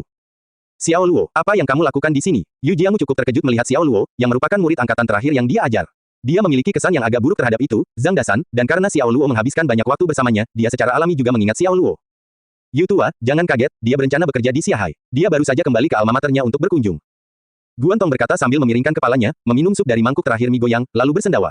Sudah bertahun-tahun berlalu, Yu Jiangmu seperti mentor sekaligus teman Guan Tong, dan mereka berbicara dengan sangat santai satu sama lain. Jadi begitu, selamat datang kembali, hahaha. Yu Jiangmu tersenyum dan menepuk bahu Xiao Luo, lalu memberinya nasihat. Jangan terlalu dekat dengan bajingan ini demi masa depanmu sendiri, dia tidak peduli dengan kemajuan, menyia-nyiakan hidupnya sepanjang hari. Siswa angkatan kedua di bawah saya akan memasuki dunia kerja, namun Bestart ini masih di tempat yang sama. Yang lain kuliah 4 tahun, tapi dia sudah kuliah 8 tahun. Anda bisa memenangkan perang dalam 8 tahun, namun dia bahkan tidak bisa mendapatkan 2 sertifikat. Dia tampak sedih ketika berbicara tentang Guan Tong. Sebagai gurunya, dia tidak dapat mengingat berapa kali dia diejek oleh rekan-rekannya karena kinerja Guan Tong yang buruk. Dia memalukan dan merusak reputasi Yu Jiangmu. Hei, Yu tua, Bestart, adalah semboyanku, jangan mencurinya. Suara melengking Guan Tong terdengar aneh, memekakkan telinga, dan memiliki kualitas seperti bebek, seperti suara kicauan dan desisan keras bebek jantan yang dicekik. Yu Jiangmu memelototinya dengan ekspresi jengkel. Dasar bocah busuk, jangan berani-berani memberikan pengaruh buruk pada Xiao Luo, sudah kubilang, kalau tidak aku akan mengebirimu. Itu tuduhan palsu, dia tidak membutuhkanku untuk menjadi pengaruh buruk, Dasan itu, telah melakukan segala macam dosa, dan karena Xiao Luo begitu dekat dengannya, aku khawatir dia sudah lama menjadi busuk, sampai ke intinya, balas Guan Tong sambil mengupil dengan santai. Aduh, ribuan mil jauhnya, di markas besar bengkel Luo, Jiang Cheng, Zhang Dasan, di kantornya membaca beberapa dokumen, bersin dan bergumam pada dirinya sendiri, sial, gadis cantik mana yang memikirkanku. Petik 2, tanda tanya petik 2. Xiao Luo tidak bisa berkata-kata. Yu Jiangmu memukul kepala Guan Tong dengan buku jarinya. Kamu pikir Xiao Luo tidak termotivasi seperti kamu, hanya tahu bagaimana menyia-nyiakan hidupnya sepanjang hari. Saya mengingatnya dengan baik, dia menduduki peringkat teratas di kelas dan pernah memenangkan beasiswa tingkat universitas. Apa aku benar, Xiao Luo? Itu semua sudah berlalu, saya tidak menyangka Tuan Yu masih mengingatnya. Xiao Luo kagum dengan ingatan Yu Jiangmu, tidak pernah menyangka bahwa dia akan mengingat penghargaan beasiswa. Dia memang mendapatkannya saat tahun pertamanya, dan itu merupakan penghargaan tingkat tertinggi di tingkat universitas. Namun pada tahun berikutnya, karena ia rajin bekerja sekaligus belajar, ia hanya meraih nilai sedang dan tidak lagi menjadi penerima beasiswa. Bagi kami, guru, siswa yang nilainya bagus, dan yang nilainya jelek adalah yang kami ingat dengan baik. Ngomong-ngomong, bagaimana kabar orang itu, Zhang Dasan, sekarang? Yu Jiangmu bertanya, mengingatnya dengan baik. Dia baik-baik saja, dia baru saja memulai sebuah perusahaan di Jiangcheng, kata Xiao Luo. Meskipun Xiao Luo sebenarnya adalah pemegang saham terbesar Luo Workshop, dia telah menominasikan Zhang Dasan sebagai direkturnya, sementara dia memilih untuk tetap berada di belakang layar. Yu Jiangmu sangat terkejut. Tidak buruk, itu luar biasa. Saya terkesan Dasan mampu membuka perusahaan di kota maju seperti Jiangcheng. Karena kamu sangat dekat dengannya, aku yakin kamu juga memiliki posisi yang bagus di perusahaan. Ya, aku punya sedikit pengaruh di dalam perusahaan. Jawab Xiao Luo. Lumayan, aku sangat optimis dengan kalian berdua saat masih kuliah, dan kalian berdua tidak mengecewakanku, sembur Yu Jiangmu, menepuk bahu Xiao Luo dan mengangguk setuju. Guan Tong menyindir, Yu tua, kamu sepertinya mengatakan hal yang sama kepada setiap mantan siswa yang kamu temui. Yu Jiangmu sekali lagi memukul kepalanya. Tidak ada yang akan menganggapmu bisu jika kamu tidak berbicara. Yu tua, aku akan menggambar lingkaran untuk mengutukmu dan membuatmu segera botak. Begitu dia mendengar kata botak, wajah Yu Jiangmu menjadi merah dan melompat seperti rubah yang ekornya diinjak, melepaskan aliran makian ke Guan Tong. Dasar anak muda Bestart, aku bertanya-tanya kenapa rambutku rontok akhir-akhir ini, jadi kamulah yang mengutukku. Percaya atau tidak, aku akan mengebirimu. Tenang, kemarahan sebanyak itu hanya akan membuatmu kehilangan lebih banyak rambutmu yang mulai menipis. Dasar pemula, aku akan benar-benar membunuhmu jika kamu menyebutkan rambut rontok lagi. Yu Jiangmu sangat marah, benar-benar kehilangan sikap lembutnya beberapa saat yang lalu. Halo, Tuan Yu. 3 gadis kebetulan lewat dan menyambutnya dengan hangat. Yu Jiangmu segera menenangkan diri dan tersenyum lebar, dengan cepat menyesuaikan kerah bajunya dan menganggukkan kepalanya untuk memberi penghargaan kepada wanita muda yang cantik itu. Oh, halo, gadis-gadis. Xiao Luo tidak bisa berkata-kata, bagaimana dia tidak menyadari sebelumnya bahwa guru kelasnya Yu Jiangmu adalah orang yang sangat lucu. Setelah makan siang, Yu Jiangmu meminta bantuan kepada Xiao Luo dan berkata, Xiao Luo, sudah hampir 4 tahun sejak kamu meninggalkan sekolah, kamu pasti telah mengumpulkan banyak pengalaman di masyarakat. Nanti kita adakan rapat kelas, tolong bagikan pengalamanmu kepada adik-adikmu agar mereka bisa mempersiapkan diri sejak dini untuk terjun ke dunia nyata, ini semester terakhir mereka di sekolah. Tan, Yu, ini, Xiao Luo merasa tidak nyaman, karena dia tidak pernah menikmati berbicara banyak dengan orang lain, semakin sedikit dia mengatakannya, semakin baik. Tiba-tiba memintanya untuk memberikan ceramah kepada 50 atau 60 siswa merupakan suatu tantangan. Jangan merasa stres, ini hanya sekedar mengenal juniormu dan menceritakan pengalamanmu di masyarakat, agar mereka tahu bahwa manajemen teknik bukanlah jurusan yang tidak jelas, tapi diterima dengan baik di luar sana. Yu Jiangmu tersenyum sambil menatap Xiao Luo dengan mata yang tulus dan tulus. Sambil meletakkan tangannya di bahu Xiao Luo, dia berkata, bantu aku, anak-anak itu terlalu liar. Mereka tidak banyak mendengarkan apa yang saya katakan, bahkan sebagai guru kelas mereka. Tetapi jika seorang senior dengan karir sukses berbicara kepada mereka, efeknya tentu akan berbeda. Saya dengan tulus berharap mereka dapat membuat karir yang hebat sehingga saya dapat memiliki harga diri dan tidak menjadi seperti seseorang yang hanya menjatuhkan kami. Dia menatap penuh arti ke arah Guan Tong, yang duduk di sampingnya dengan senyum bodoh di wajahnya. Tiba-tiba hal itu menimpa Guan Tong, yang kemudian balas menatapnya. Yu tua, untuk apa kamu menatapku? Apa sebenarnya maksudmu? Apakah kamu mencoba mengatakan bahwa akulah yang mempermalukanmu? Guan Tong, murid lamaku, sebagai gurumu, aku sangat lega kamu menyadari hal ini. Yu Jiangmu menepuk pundaknya dengan kuat 2 kali dan mengatakannya dengan nada sinis. Dasar Bestart, Yu tua. Guan Tong mengerutkan kening. Xiao Luo tertawa, dan pada saat ini, sulit baginya untuk menolak. Bagaimanapun, Yu Jiangmu telah menjadi guru kelasnya di universitas selama 4 tahun. Saat itu jam 2 siang, Xiao Luo dan Guan Tong mengikuti Yu Jiangmu ke sekolah manajemen teknik untuk menemui kelas yang akan lulus tahun ini. Guan Tong adalah seorang siswa tua, yang namanya sudah cukup lama terdaftar di jurusan manajemen teknik, dan dia wajib menghadiri rapat kelas. Setelah Yu Jiangmu memberitahu siswanya tentang hal-hal relevan lainnya, dia mengundang Xiao Luo ke depan kelas dan melakukan perkenalan. Siswa, ini adalah seniormu dari 4 angkatan sebelum kamu, dan namanya adalah Xiao Luo. Dia adalah salah satu anggota pendiri perusahaan pembuat kue di Jiangcheng. Dia datang ke Xiahai tahun ini untuk mengantisipasi pendirian cabang di Xiahai.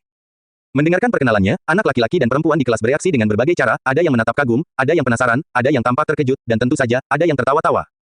Sekarang, dia akan berbagi pengalamannya dan memberikan beberapa petunjuk untuk kepentingan semua orang di sini, jadi mohon sambut dia, Xiao Luo. Yu Jiangmu memimpin tepuk tangan. 50 atau 60 mahasiswa jurusan manajemen teknik mengikuti arahannya dan bertepuk tangan dengan antusias. Setelah tepuk tangan, beberapa siswa saling berbisik. 4 angkatan sebelum kita, bukankah itu berarti dia 1 angkatan dengan 8 tahun? Banyak orang melirik ke arah Guantong, yang duduk di baris terakhir sedang melihat-lihat ponselnya.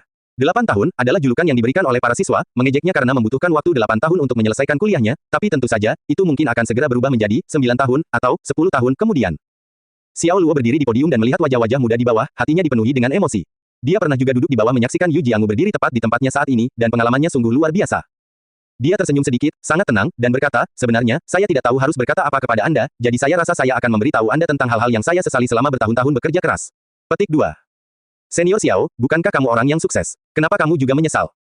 Semua orang menoleh untuk melihat, dan tidak lain adalah siswa terbaik di kelas, Guan Yilin, yang mengajukan pertanyaan.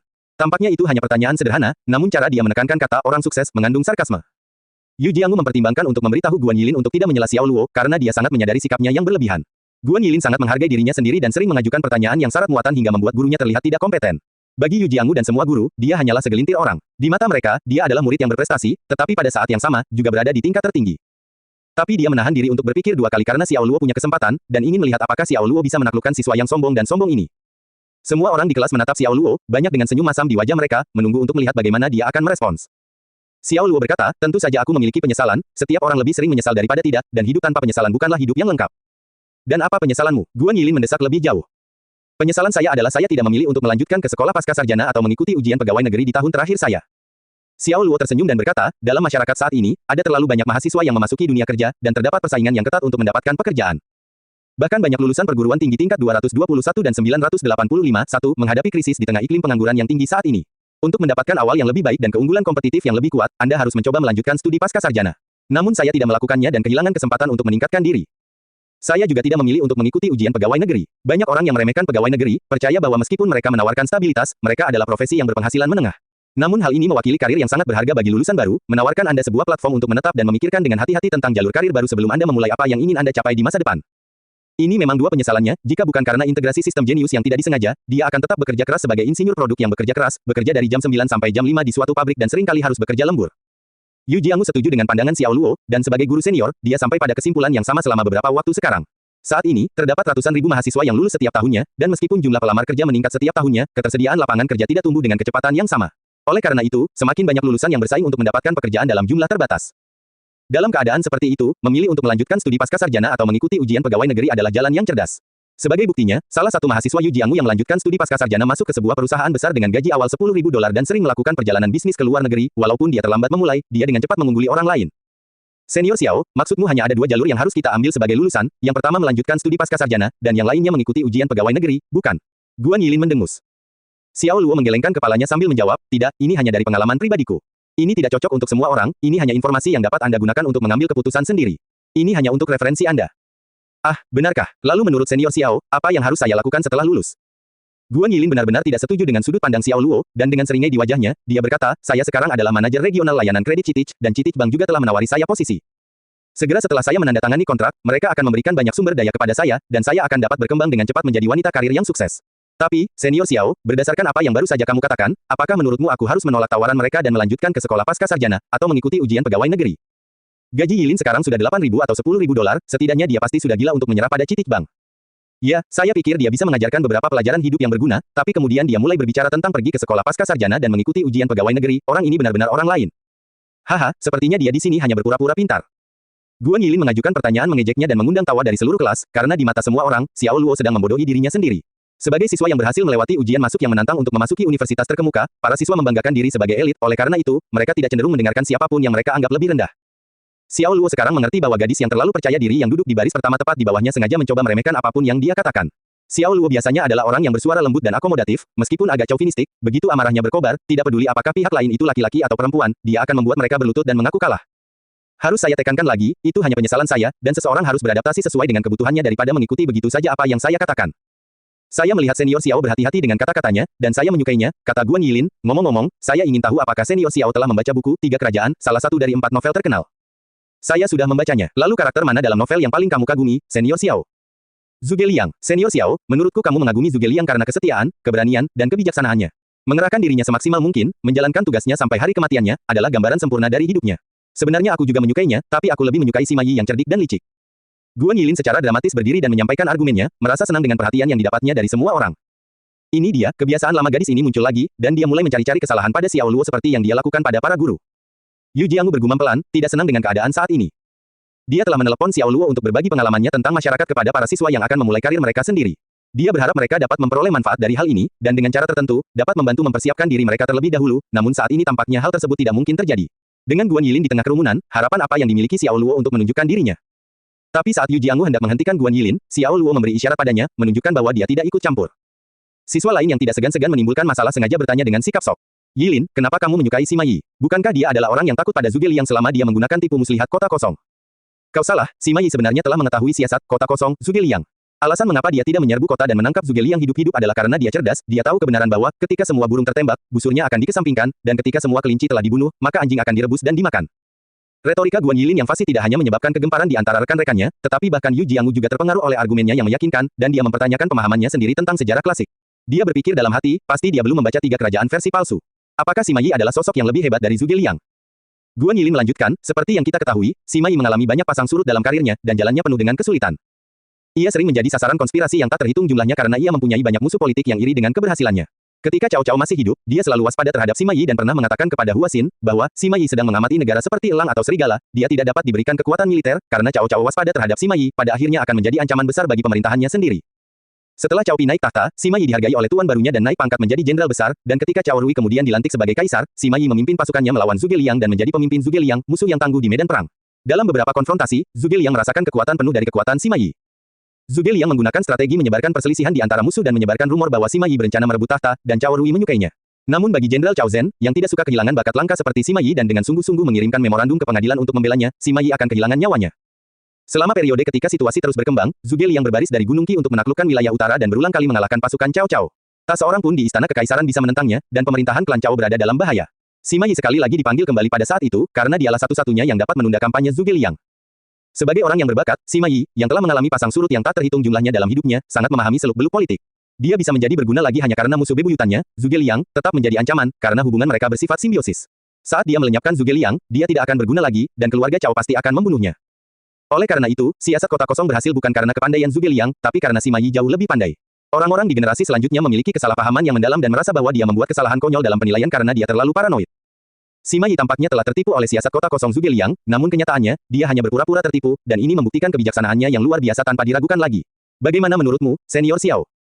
Setelah menyampaikan argumennya dengan fasih, Guan Yilin mengajukan pertanyaan kepada Xiao Luo. Dia memiliki wawasan unik tentang kisah Tiga Kerajaan, dan dia yakin Xiao Luo akan gagal melawannya dengan balasan yang meyakinkan. Dia berharap dia mempermalukan dirinya sendiri dan diejek oleh semua orang. Saat dia menunggu jawabannya, dia sudah bisa mengantisipasi kepuasan dan rasa pencapaian darinya. Argumennya yang meyakinkan membuat para mahasiswa kelas manajemen teknik terguncang.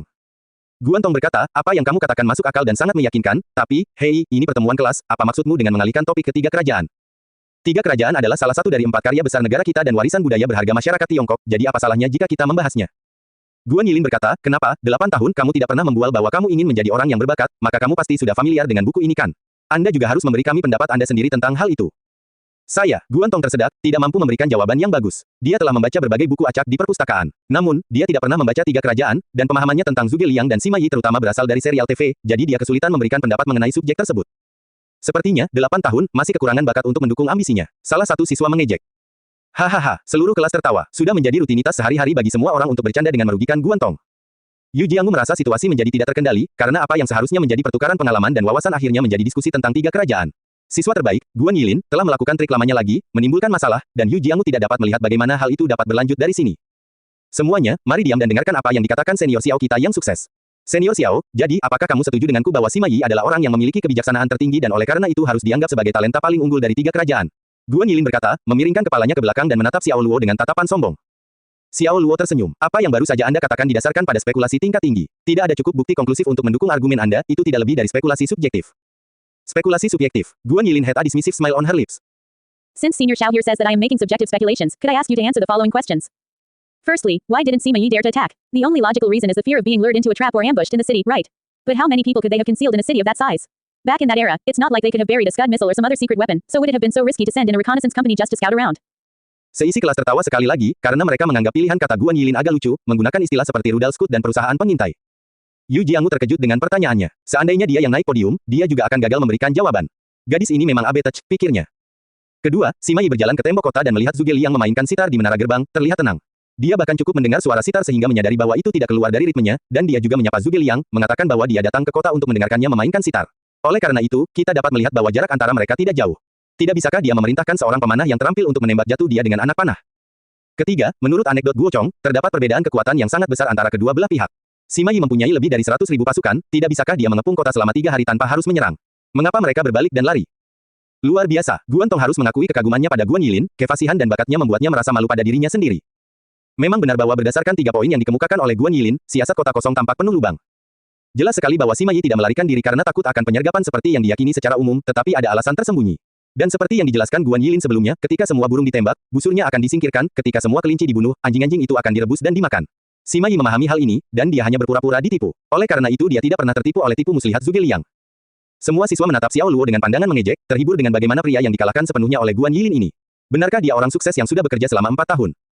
Xiao Luo sama sekali tidak kesal atau marah pada Guan Yilin, dan dia mengatakan ini, saya kebetulan telah mempelajari 3 kerajaan juga, dan keraguan yang Anda bicarakan tampaknya sangat masuk akal, tetapi maksud Anda pertentangan ini bersifat selektif, dan tidak mempertimbangkan faktor-faktor penting tertentu, sehingga tidak ada gunanya. Ekspresi cibiran terlihat di wajah Guan Yilin. Benar-benar, saya ingin mendengar lebih banyak tentang hal itu. Tentu saja, saya akan mulai dengan poin pertama Anda. Sekarang katakanlah Anda adalah Sima Yi, ada 2 konsekuensi yang harus Anda pertimbangkan jika Anda mengirim perusahaan pengintai. Pertama, Anda gagal mempertimbangkan, waktu, memasuki kota akan selalu menyebabkan penundaan, lalu bagaimana jika Zhuge Liang benar-benar menyiapkan penyergapan? Anda harus tahu bahwa waktu menentukan segalanya dalam peperangan, dan karenanya menentukan hidup dan mati. Mungkin Anda bisa mengabaikan nyawa Anda sendiri, tapi bagaimana dengan nyawa lebih dari 100.000 tentara? Selanjutnya, Anda gagal mempertimbangkan medan, meskipun Zhuge Liang memiliki pasukan yang lebih sedikit, ia memiliki medan dan panah yang menguntungkan, sehingga tidak akan sulit bagi pasukannya untuk memusnahkan kompi pengintai. Jadi, setelah satu perusahaan tersingkir, apakah Anda mengirim perusahaan kedua atau menarik diri? Saya khawatir ada hal lain yang harus Anda pertimbangkan. Zhuge Liang selalu teliti dengan rencananya, sehingga menghasilkan tingkat keberhasilan yang tinggi. Pada saat yang sama, dia tidak pernah melakukan tindakan yang berisiko, jadi apakah Anda berani mengambil risiko melawan ahli taktik yang begitu cakap? Segera setelah Xiao Luo menyampaikan argumen balasan pertamanya, ekspresi Guan Yilin berubah, dan ekspresi jijik sedikit memudar dari wajah siswa lainnya. Tidak ada yang menyangka Xiao Luo akan membantah argumen kuat Guan Yilin dengan kecerdikannya. Mengenai poin kedua Anda, saya ingin menekankan bahwa merupakan kebiasaan bagi orang untuk melakukan perundingan sebelum memulai pertempuran di zaman kuno. Jika pengepungan dilakukan, satu sisi kita akan berada di tembok dan sisi lainnya di bawahnya. Orang Tiongkok mempunyai pepatah lama, tuan-tuan menyelesaikan perselisihan melalui negosiasi, bukan perkelahian. Namun beberapa orang tidak menaati peraturan dan diam-diam menembakkan anak panah meskipun mereka berbicara dengan sopan, dengan alasan bahwa tidak akan ada banyak penipuan dalam perang. Ini seperti yang Anda sarankan. Tetapi perhatikan bahwa kamu sedang berbicara dengan Zhuge Liang, apakah dia seseorang yang dapat dengan mudah kamu tembak jatuh sesuai keinginanmu? Terlebih lagi, akankah Zhuge Liang berani berdiri di tembok untuk berunding ketika ada risiko tertembak? Jika saya adalah Zhuge Liang, saya pasti akan mempertimbangkan faktor ini dan mengambil tindakan pencegahan yang diperlukan. Jadi, singkatnya, kamu tidak bisa membodohi Zhuge Liang dengan tipuan remeh seperti itu.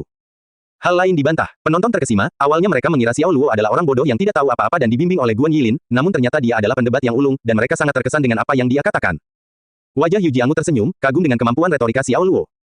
Adapun poin ketiga yang kamu buat, kamu menyarankan untuk mengepung kota. Pertama, perbedaan kekuatan antara kedua belah pihak hanya diketahui oleh Zhuge Liang saat itu, dan oleh orang-orang seperti Anda yang membaca buku tersebut berabad-abad kemudian.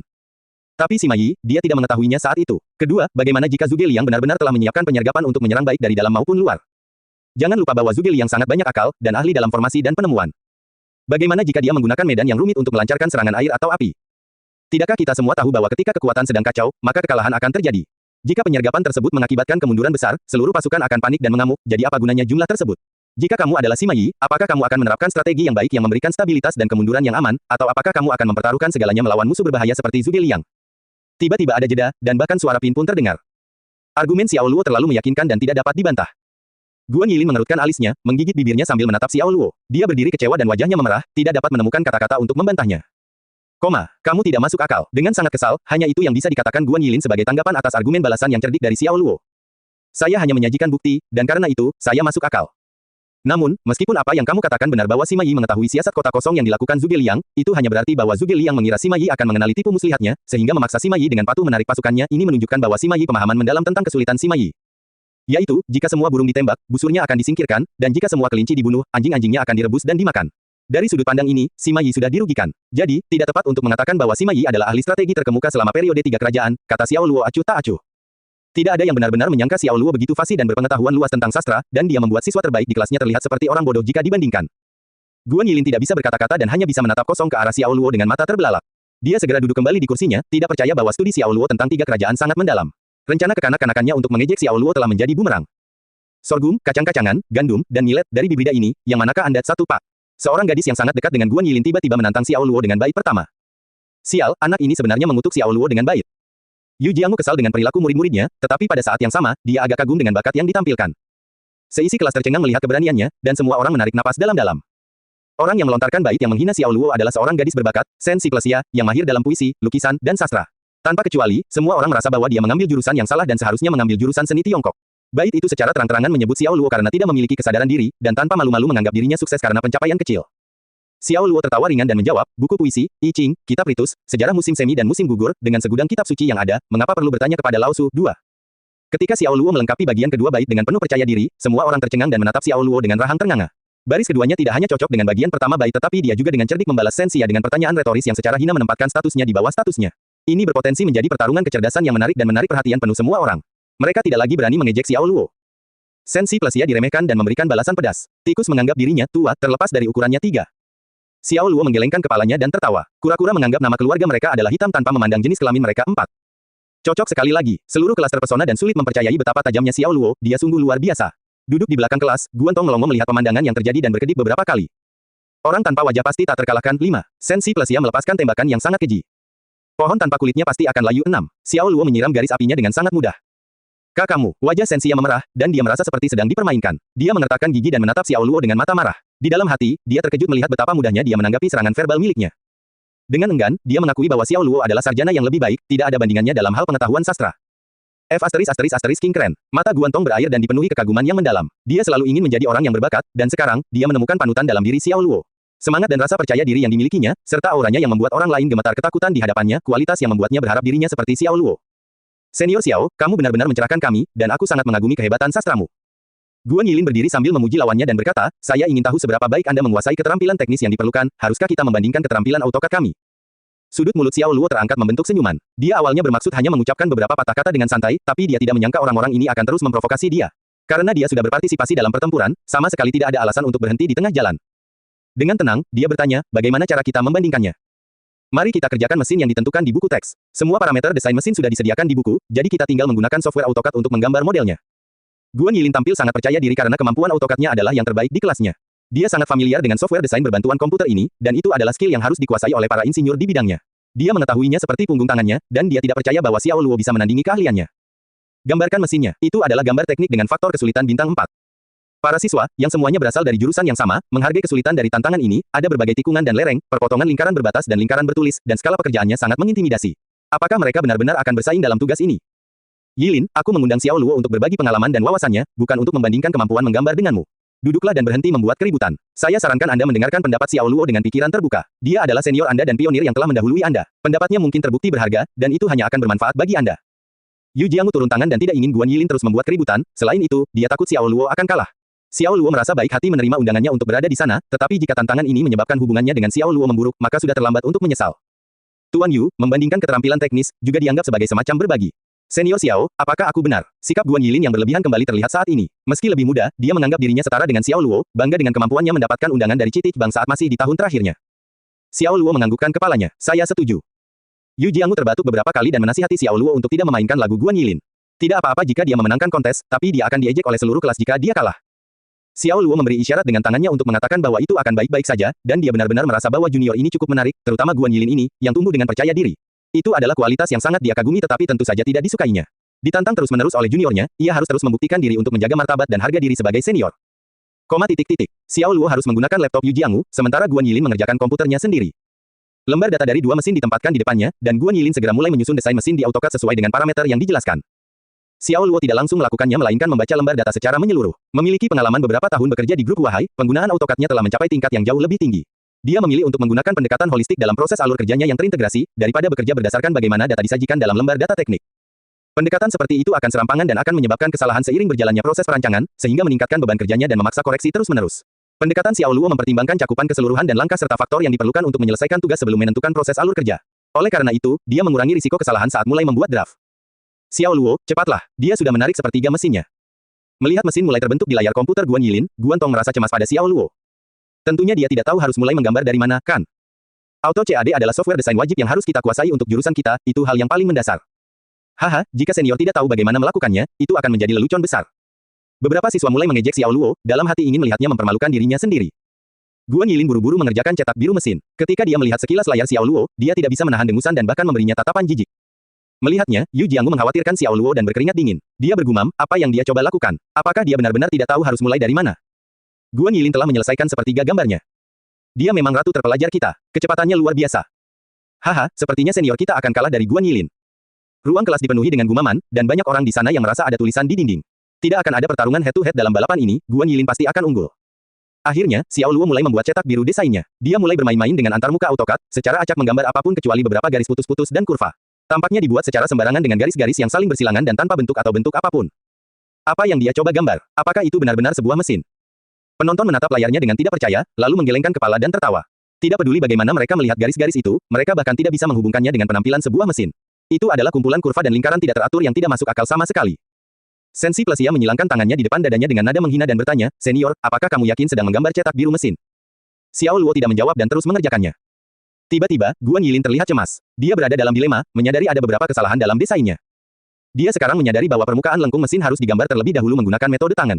Hal ini memaksanya untuk menghapus 7 atau 8 langkah sebelumnya dan menggambar ulang. Saat dia melanjutkan, kerutan di antara alisnya semakin terlihat saat dia mulai mendeteksi semakin banyak masalah akibat rangkaian gambarnya.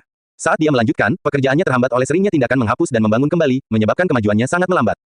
Kekurangan dari tidak merencanakan pekerjaan ke depan kini mulai terlihat. Yu Jianggu menggelengkan kepalanya dan menghela nafas pelan. Saat dia mengalihkan perhatiannya ke gambar Xiao Luo, dia agak khawatir. Dia tidak dapat membayangkan bagaimana kurva, lingkaran, dan garis putus-putus yang tersebar itu pada akhirnya mewakili cetak biru sebuah mesin. Dan jika dia tidak dapat melihatnya, apalagi siswa lainnya. Apa sebenarnya yang dia lakukan? Yu Jianggu dibuat bingung dengan apa yang dilihatnya di layar Xiao Luo, yang sebenarnya terlihat seperti karya anak kecil yang sedang memegang pena dan mencoret-coret di selembar kertas putih bersih. Namun terlepas dari kekhawatirannya, dia yakin bahwa Xiao Luo tidak hanya menggambar garis dan lingkaran secara acak. Yu Jianggu menoleh untuk melihat Guan Tong. Guan Tong juga sama bingungnya, dia merentangkan tangannya dan kehilangan kata-kata. Xiao Luo menghela nafas panjang. Kemudian, meletakkan pipinya di telapak tangan kirinya, dia mengendalikan mouse dengan tangan kanannya, dan dengan santai menggerakkan kursor di atas toolbar untuk mengakses antarmuka, sebelum mengklik serangkaian perintah di kotak antarmuka AutoCAD. Dengan setiap klik, garis-garis yang berlebihan menghilang satu demi satu, hingga hanya sebagian kecil yang tertinggal. Dengan dihilangkannya garis berlebih, roda gila mesin secara ajaib muncul. Itu tampak seperti balok karya seni pahatan setelah bentuk yang diinginkan dipahat dari lempengan batu raksasa. Hah, sepertinya ini. Semua orang yang berdiri di sekitar laptop Xiao Luo tercengang. Ini adalah pertama kalinya mereka melihat seseorang menggambar semua garis sebelum melanjutkan untuk memodifikasi gambarnya, hanya menyisakan gambar mesinnya. Itu adalah teknik yang menakjubkan dan cerdik. Sekarang ada manifold saluran masuk. Sekarang, kepala silinder sudah selesai. Dia sedang mengerjakan blok mesin sekarang. Sial, dia cepat. Saat mereka melihat model mesin dengan cepat terbentuk di area gambar AutoCAD Xiao Luo, para mahasiswa manajemen teknik terkagum-kagum. Mereka baru saja melihat cetak biru teknik bintang 4 yang digambar dengan sangat mudah tanpa langkah-langkah yang tidak perlu dan salah. Yu Jianggu tidak bisa menahan kegembiraannya lagi. Dia menerobos kerumunan dan menemukan tempat yang tepat untuk mengamati Xiao Luo dengan matanya yang jeli. Semakin dia melihat, semakin dia terkesan. Proses menghilangkan setiap garis atau kurva berlangsung tepat dan mulus, tanpa jeda sedikit pun. Itu menyiratkan bahwa Xiao Luo telah mengerjakan gambar itu di pikirannya dan sekarang hanya merapikan langkah-langkah yang telah selesai menggunakan AutoCAD. Apakah ini otak satu? Luar biasa, Xiao Luo benar-benar membuat cetak biru teknik yang rumit dengan sempurna dengan terlebih dahulu memvisualisasikan setiap langkah dalam pikirannya. Guan Yilin sedang berjuang, dan kecepatan menggambarnya sudah melambat seperti merangkak seperti siput. Dalam setiap komponen yang ia buat, ia menemukan banyak masalah yang terkait langsung dengan urutan gambarnya yang salah. Dengan melewatkan langkah-langkah tertentu dalam urutan tersebut, dia tidak dapat melanjutkan pembuatan bagian lainnya. Dia harus menghapus bagian-bagian yang telah dia gambar dan menggambar ulang dalam urutan yang benar. Sejak saat itu, setiap langkah adalah perjuangan. Ketika dia melihat Xiao Luo sudah mengeluarkan 2/3 mesinnya, dia menyerah. Dia tahu bahwa dia telah kalah telak. Guan Yilin kalah karena dia tidak bisa melihat gambaran besarnya, tidak mampu memikirkan urutan gambar yang akurat dan bebas kesalahan seperti yang dilakukan Xiao Luo. Meskipun pada akhirnya dia bisa menyelesaikannya, tidak diragukan lagi itu akan memakan waktu lebih dari 4 jam. Xiao Luo sudah selesai. Guan Tong tiba-tiba berteriak kegirangan. Xiao Luo melepaskan tangannya dari mouse dan di layar laptop di depannya, terdapat cetak biru rekayasa 3D sebuah mesin yang telah selesai. Semua dimensinya ditandai secara otomatis, dan setiap detail ada pada tempatnya. Persis sama dengan diagram mesin yang digambarkan di buku teks, hanya saja, dalam hal ini, warnanya mungkin lebih halus daripada gambar di buku. Yu Jianggu melihat gambar itu dengan kagum dan tidak bisa menahan diri untuk tidak bertepuk tangan. Dia telah mengajarkan mata pelajaran ini untuk waktu yang lama, tetapi bahkan dia tidak yakin apakah dia dapat menyelesaikan tugas tersebut dalam jumlah waktu yang dibutuhkan Xiao Luo. Mungkin diperlukan waktu setidaknya 3 jam baginya untuk menghasilkan gambar teknik dengan kualitas seperti ini, tetapi Xiao Luo hanya membutuhkan waktu 45 menit, dan terlebih lagi, dia melakukan pekerjaan luar biasa yang membuat semua orang kagum. Tepuk, tepuk, tepuk. Semua mahasiswa manajemen teknik bertepuk tangan dengan antusias, dan kesan mereka terhadap Xiao Luo langsung meningkat. Dia benar-benar luar biasa, dan mereka tidak lagi meragukan kemampuannya.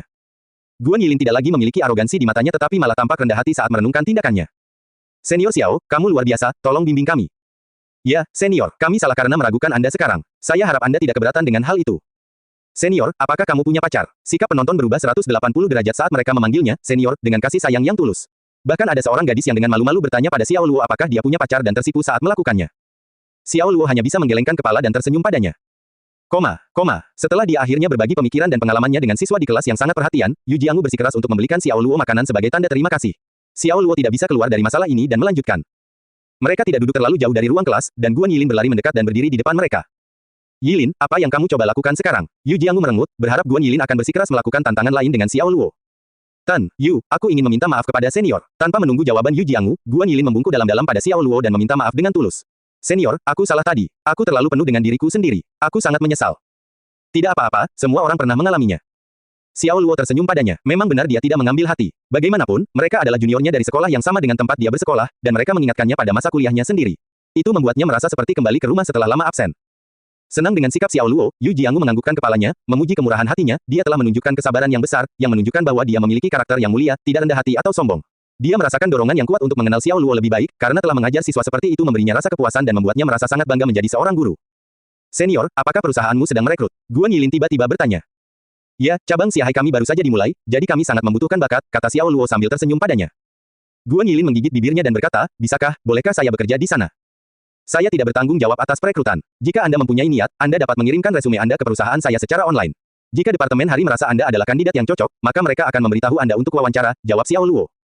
Bolehkah saya bertanya, apa nama perusahaan Anda? Gu Yilin mengeluarkan buku catatannya untuk mencatat rincian perusahaan Xiao Luo, berniat melakukan riset online sebelum mengirimkan resumenya. Lokakarya Luo, bengkel Luo. Ketika mereka mendengar dua kata itu, Yu Jianghu, Guan Tong, dan Guan Yilin sangat terkejut. Cara mereka menatap Xiao Luo sepertinya baru saja melihat makhluk dari dimensi lain.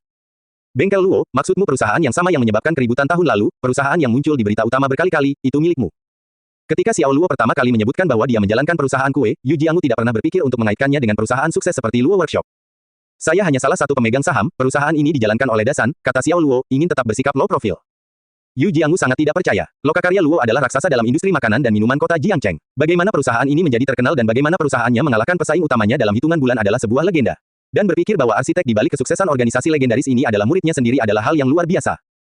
Saya merasa rendah hati, dan saya harus mengatakan bahwa Anda dan Zhang Dasan itu aneh. Guan Tong sangat terkesan dengan mereka berdua dan mengungkapkannya dengan caranya yang unik. Rasa hormat Guan Yilin terhadap Xiao Luo kini sangat tinggi. Inilah dia, orang yang memicu hiruk-pikuk dalam lingkaran bisnis kota Jiangcheng, ternyata adalah seniornya. Beberapa jam sebelumnya, dia benar-benar melihat dirinya lebih unggul dari Xiao Luo dalam segala hal, hanya untuk menyadari bahwa dia tidak lebih dari pepatah katak di dalam sumur. Dia sekarang bertekad untuk menjadi bagian dari timnya.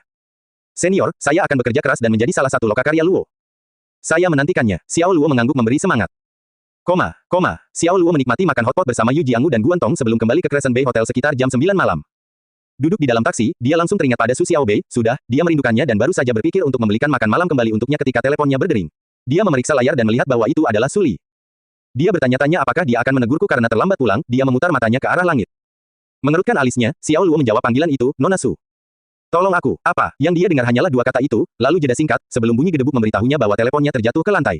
Dia menajamkan telinganya, dia bisa mendengar derai langkah kaki yang tergesa-gesa. Seseorang sedang mendekati telepon, dan tiba-tiba panggilan itu berakhir. Xiao Luo segera menelepon kembali, tetapi telepon Su Li tidak dapat dihubungi, sudah dimatikan. Hah, bantu aku, ada yang tidak beres. Xiao Luo menarik napas dalam-dalam, dia harus melakukan sesuatu dan cepat. Tuan, tolong menepi. Oke, mari kita lihat, biayanya $20. Dia membayar ongkos taksi dan bergegas ke kafe internet di pinggir jalan.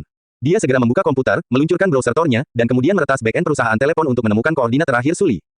Panggilan terakhirnya dilakukan dari Hotel Hilton. Apakah ini berarti dia diculik? Dengan pemikiran itu di benaknya, Xiao Luo mengerutkan kening, Su Li adalah satu-satunya kerabat Su Xiaobei, dan tidak boleh terjadi apa-apa padanya. Jari-jarinya menekan keyboard dengan cepat, dan dia dengan cepat mengakses sistem jaringan Hotel Hilton. Nama Su Li tidak ada dalam daftar tamu, tapi dari rekaman pengawasan, dia melihat Su Li memasuki kamar 2011 bersama seorang wanita berpakaian bagus yang tampaknya berasal dari kalangan atas. Su Li sepertinya mengenakan syal agar tidak dikenali. Dia segera meninggalkan kafe internet, lalu memanggil taksi dan bergegas ke Hotel Hilton. Hilton adalah hotel bintang 5 dan salah satu hotel termewah di Siahai, penginapan pilihan bagi orang kaya dan terkenal. Xiao Luo menemukan jalan ke kamar 2011 dalam waktu singkat. Ada tanda, jangan ganggu, yang tergantung di kenop pintu, tapi itu tidak menghentikannya. Dengan dorongan telapak tangannya, pintu kayu cendana tebal itu terbuka, dan di sana dia menemukan Suli tergeletak di tempat tidur. Wanita berpakaian bagus yang dilihatnya di kamera pengintai sedang menanggalkan pakaiannya. "Ah, siapa kamu? Mengapa kamu di sini?" Wanita berpakaian bagus itu terkejut saat dia menatap Xiao Luo dengan ketakutan. "Saya mengajukan pertanyaan di sini. Siapa kamu, dan apa yang kamu lakukan pada Nona Su?" Xiao Luo memelototinya dengan dingin, lalu menatap Suli. Wanita berpakaian bagus itu menenangkan diri, lalu dia berdiri dengan percaya diri dan berkata, "Saya ibunya." "Benar-benar, akankah seorang ibu membius putrinya sendiri?" Xiao Luo menggeram saat dia melangkah ke arahnya. "Jangan mendekat, keluar sekarang. Keamanan, keamanan." Wanita berpakaian bagus itu mulai berteriak tetapi tiba-tiba berhenti, dia memperhatikan situasinya dan menyadari bahwa jika apa yang dia lakukan terungkap, konsekuensinya akan mengerikan. Xiao Luo memang melihat beberapa kesamaan pada ciri-ciri mereka, jadi mungkin wanita ini memang ibu Suli, seperti yang dia klaim. Tapi ini bukan urusannya saat ini, yang dia pedulikan hanyalah memastikan Suli aman. Dia menghampiri Suli dan memeriksa tanda-tanda vitalnya, dia bernapas dan baru saja pingsan. Ada cangkir teh yang hampir kosong di meja samping tempat tidur, jadi obat itu pasti sudah dicampur ke dalam minumannya. Tanpa mengucapkan sepatah kata pun, dia mengangkat Suli dari tempat tidur, menggendongnya, dan berjalan menuju pintu. "Bestar, siapa kamu? Lepaskan putriku sekarang juga." Wanita berpakaian bagus itu berteriak saat dia bergegas ke depan dan berusaha menarik Suli menjauh dari Xiao Luo. Bahkan sebelum dia bisa menyentuh Suli, Xiao Luo menendangnya hingga jatuh. Dia tidak menggunakan banyak tenaga, hanya cukup untuk mendorongnya. Namun wanita berpakaian bagus itu terbang dan jatuh ke lantai di samping tempat tidur. "Aku tidak peduli apakah kamu ibu Suli atau bukan, tapi sebaiknya kamu tetap diam demi kebaikanmu sendiri. Jika tidak, tendangan saya berikutnya tidak akan terlalu ringan." Saat dia menatap matanya, wanita berpakaian bagus itu bergidik. Matanya melotot seolah-olah ada binatang buas yang mengintai di dalam, dan itu membuat tulang punggungnya merinding. Dengan Suli aman dalam pelukannya, Xiao Luo melangkah keluar ruangan. Saat dia berjalan melewati lobi sambil menggendong Suli, staf meja depan terkejut dan segera memberitahu keamanan. Dia dihadang tepat ketika dia keluar dari pintu masuk hotel. Beberapa penjaga berkumpul di depan Xiao Luo, mencegahnya pergi karena mereka perlu menanyainya. Xiao Luo terlalu lelah untuk menjelaskannya. Dia mengirimkan beberapa tendangan dan mengirimkan semuanya dalam waktu cepat. Mereka terjatuh ke lantai, memegangi bagian tengah tubuh mereka dan mengerang kesakitan. Dia segera menemukan taksi, dan mereka sekarang dalam perjalanan kembali ke Crescent Bay Hotel. Sopir taksi tidak dapat menahan diri dan berkata, "Saudaraku, apakah dia pacarmu?" "Wow, dia benar-benar mirip dengan Dewi Bangsa, Suli." "Menyetir, jangan bicara." Kabin menjadi sunyi senyap. Sopir menurunkan mereka di Crescent Bay Hotel dan melihat Xiao Luo menggendong Suli masuk. Kenapa wanita cantik selalu menjadi milik orang lain? Ketika mereka masuk ke dalam lift, Suli terbangun dari tidurnya yang disebabkan oleh obat-obatan. Matanya berair, dan dia tampak sedikit bingung. Tapi anehnya hal itu menambah daya tariknya, sangat sensual, dan dia memancarkan kualitas yang mentah dan tanpa hambatan pada wajah yang bisa meluncurkan ribuan kapal. "Kamu sudah bangun." Xiao Luo menurunkannya, meletakkan lengannya di bahunya, dan memegang pinggangnya. Suli masih dalam keadaan mabuk, mengerang pelan, dan tiba-tiba, dia dengan santai meraih kerah bajunya, menariknya mendekat, dan menciumnya.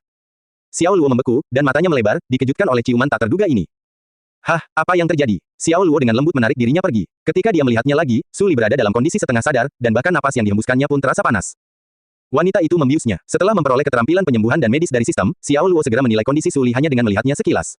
Dia tahu apa yang harus dia lakukan, metode untuk mendetoksifikasi obat dengan cepat terlintas dalam pikirannya. Ketika mereka sampai di lantai 52, dia membawa Suli kembali ke apartemennya sendiri. Xiao Luo tidak ingin Su Xiaobei atau Bibi Li mengetahui kondisi Suli, karena dia tahu dia akan malu jika mereka melihatnya dalam keadaan seperti itu. Dan dia tentu saja tidak ingin dia melampiaskannya setelah dia sadar. Xiao Luo dengan lembut membaringkannya di sofa dan pergi ke dapur untuk membuat obat. Dia mengencerkan sedikit garam ke dalam segelas air hangat dan memasukkan beberapa daun teh hijau. Dia memeras handuk yang telah dia rendam dalam air dingin, dan bersama dengan ramuannya, dia kembali ke ruang tamu. Tapi ketika dia kembali ke Suli, apa yang dilihatnya hampir membuatnya terlonjak. Suli mengerang dan melakukan sesuatu, dan butuh seluruh tekad Xiao Luo untuk menekan pikiran gelap apapun. Xiao Luo segera menutupinya dan membantunya berdiri, menuangkan obat ke dalam mulutnya, lalu membaringkannya lagi dan meletakkan handuk dingin di dahinya. Tapi minuman itu tidak langsung berpengaruh, dan sebaliknya, Suli menjadi setengah sadar, dan tanpa peringatan apapun, meraih Xiao Luo, dengan gila-gilaan merobek pakaiannya. Untuk pertama kali dalam hidupnya, Xiao Luo merasa tidak berdaya. Dia tidak tahu apa yang harus dilakukan sampai sebuah pemikiran tiba-tiba terlintas di benaknya, dia akan menggunakan Yi Jinjing untuk mengeluarkan racun. Dia tidak takut menyerap racun dari tubuh Suli ke dalam tubuhnya dan percaya bahwa ini akan berhasil. Dia segera menarik Suli dari istirahatnya dan mendudukkannya dengan menyilangkan kaki. Dia duduk di belakangnya, menempelkan telapak tangannya yang panas dengan erat ke kulit lembut punggungnya, dan kemudian fokus dengan keras saat dia menyalurkan energinya untuk menyerap racun dari tubuh Suli. Tapi Suli tiba-tiba berbalik dan mendorongnya ke belakang, lalu merobek sisa pakaiannya, dia melemparkan dirinya ke arahnya. Itu adalah malam yang liar. Dini hari, seberkas cahaya hangat menyambut masuk dari balkon. Xiao Luo sudah bangun, dan dia menatap Suli sambil melamun, yang sedang meringkuk dengan nyaman di pelukannya. Dia tidak pernah menyangka bahwa pengalaman pertamanya akan seperti ini. Tiba-tiba, dari sudut matanya, dia melihat sekilas beberapa noda di spray putihnya, warnanya seperti bunga plum merah. Xiao Luo menarik napas dalam-dalam, dan dia merasakan emosi aneh yang membebani hatinya. Dia tidak bisa menggambarkan perasaannya, rasanya rumit, dan pikirannya seakan kacau dan bingung. Xiao Luo pada dasarnya adalah orang yang konservatif, dibesarkan dengan cara berpikir tradisional. Dia merasakan tanggung jawab yang besar untuk melakukan hal yang benar, terutama setelah merenggut masa remaja seorang gadis. Segera setelah itu, Suli terbangun dari tidurnya. Dia menegang dan duduk, menatap Xiao Luo saat matanya berair, menyadari apa yang telah terjadi. Dia tahu bahwa Xiao Luo tidak memaksakan diri padanya, tetapi dia diliputi oleh rasa kehilangan yang tak bisa dijelaskan, dia telah memberinya apa yang paling berharga bagi seorang gadis, dan air matanya mengalir tak terkendali. "Nona Su," Xiao Luo sedang memikirkan penjelasannya. Suli berbalik, turun dari tempat tidurnya, menemukan pakaiannya dan berpakaian, lalu buru-buru meninggalkan kamar. Dia tampak tenang sepanjang waktu tetapi tidak mengucapkan sepatah kata pun sejak dia bangun hingga saat dia melangkah keluar pintu. Xiao Luo menatap kosong ke pintu dalam keadaan pingsan, dan kemudian mengalihkan pandangannya ke noda di spray. Dia belum pernah memiliki seorang wanita sebelumnya, dan ini adalah pertama kalinya, itu adalah pengalaman mendalam baginya, sesuatu yang akan selalu dia ingat.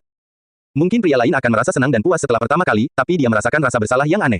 Entah bagaimana, dia tidak merasakan kegembiraan atau kegembiraan apapun, dan dia tidak berpikir ini adalah apa yang seharusnya dia rasakan. Tapi, satu hal yang dia temukan, Su Xiaobei tidak diragukan lagi bukanlah putri kandung Suli. Tentu saja, itu tidak terlalu penting, yang paling penting sekarang adalah bagaimana dia akan menghadapi Suli setelah ini. Setelah Suli meninggalkan kamarnya, Xiao Luo segera membersihkan semua jejak malam sebelumnya. Dia kemudian melangkah ke kamar mandi untuk mandi, tetapi ketika dia melihat dirinya di cermin, dia terkejut melihat tanda cinta yang ditinggalkan Suli di lehernya. Dia berada di bawah pengaruh obat dan bertindak ceroboh, dan demi kepentingannya, Xiao Luo harus memastikan tidak ada yang mengetahui hal ini. Ini akan memakan waktu setidaknya 2 hingga 3 hari untuk hilang. Xiao Luo harus memikirkan cara untuk menyembunyikannya selama beberapa hari ke depan. Sebelum berangkat ke apartemen Suli, dia menaikkan kerak kemejanya dan mengenakan sweater wol hitam. Puas karena bekasnya disembunyikan dengan baik, dia menuju untuk sarapan. Itu adalah bagian dari pengaturan bahwa Bibi Li akan bertanggung jawab menyiapkan makanan sehari-hari, memungkinkan Xiao Luo untuk fokus pada perannya sebagai ayah pengganti Su Xiaobei. Sesampainya di sana, hanya Bibi Li yang hadir, dan dia sibuk menyiapkan meja. Dia mengharapkan Su Xiaobei akan turun kapan saja untuk menyambutnya, tetapi tidak ada tanda-tanda keberadaannya. Xiaobei sedang menunggumu dan Nona Su kembali tadi malam. Dia menunggu lama dan tidur sangat larut. Dia belum bangun, kata Bibi Li. Oh begitu, Xiao Luo menjawab dengan anggukan, lalu duduk di meja makan, dan saat sarapan sudah disiapkan, dia membantu dirinya sendiri. Saat dia sedang sarapan, Bibi Li mendatanginya, sepertinya dia sedang memikirkan sesuatu. Dia melirik ke lantai 2 dan menjaga suaranya tetap rendah, dia bertanya, Tuan. Xiao, apa kamu tahu apa yang terjadi? Nona Su kelihatannya tidak dalam kondisi baik. Dia kembali ke kamarnya setelah dia datang ke kamarku untuk memeriksa Xiaobei, dan menurutku dia banyak menangis. Dia belum keluar lagi sejak itu, dan dia tidak menjawab saat aku meneleponnya untuk sarapan. Saya cukup khawatir. Mungkin sesuatu yang buruk terjadi padanya. Xiao Luo tidak tahu harus berkata apa lagi, dan itu terlontar begitu saja, dia tidak mungkin mengatakan yang sebenarnya tentang tadi malam, bukan? Bibi Li menggelengkan kepalanya dan berkata, tidak mungkin. Aku juga pernah menjadi gadis muda. Nona Su terlihat seperti, setelah melihat sekeliling untuk memastikan tidak ada orang lain di sekitarnya, dia berbisik, bagiku sepertinya dia pertama kali, kamu tahu, masa gadisnya. Xiao Luo bersumpah dia merasakan rohnya meninggalkan tubuhnya sejenak. Semakin tua mereka, semakin bijak pula mereka. Bibi Li bahkan sudah mengetahuinya. Ahem, Xiao Luo terbatuk dan menunjukkan ekspresi terbaiknya dengan wajah serius. Dia kemudian berkata, Bibi Li, menurutku akan lebih baik jika kita tidak bergosip tentang urusan Nona Su. Bibi Li tampak menegang dan menganggukkan kepalanya beberapa kali. Kamu benar, Tuan Xiao. Aku sudah bicara terlalu banyak. Dia merasakan darah mengalir deras ke wajahnya, menyadari bahwa bergosip tentang urusan pribadi majikannya adalah hal yang tabu.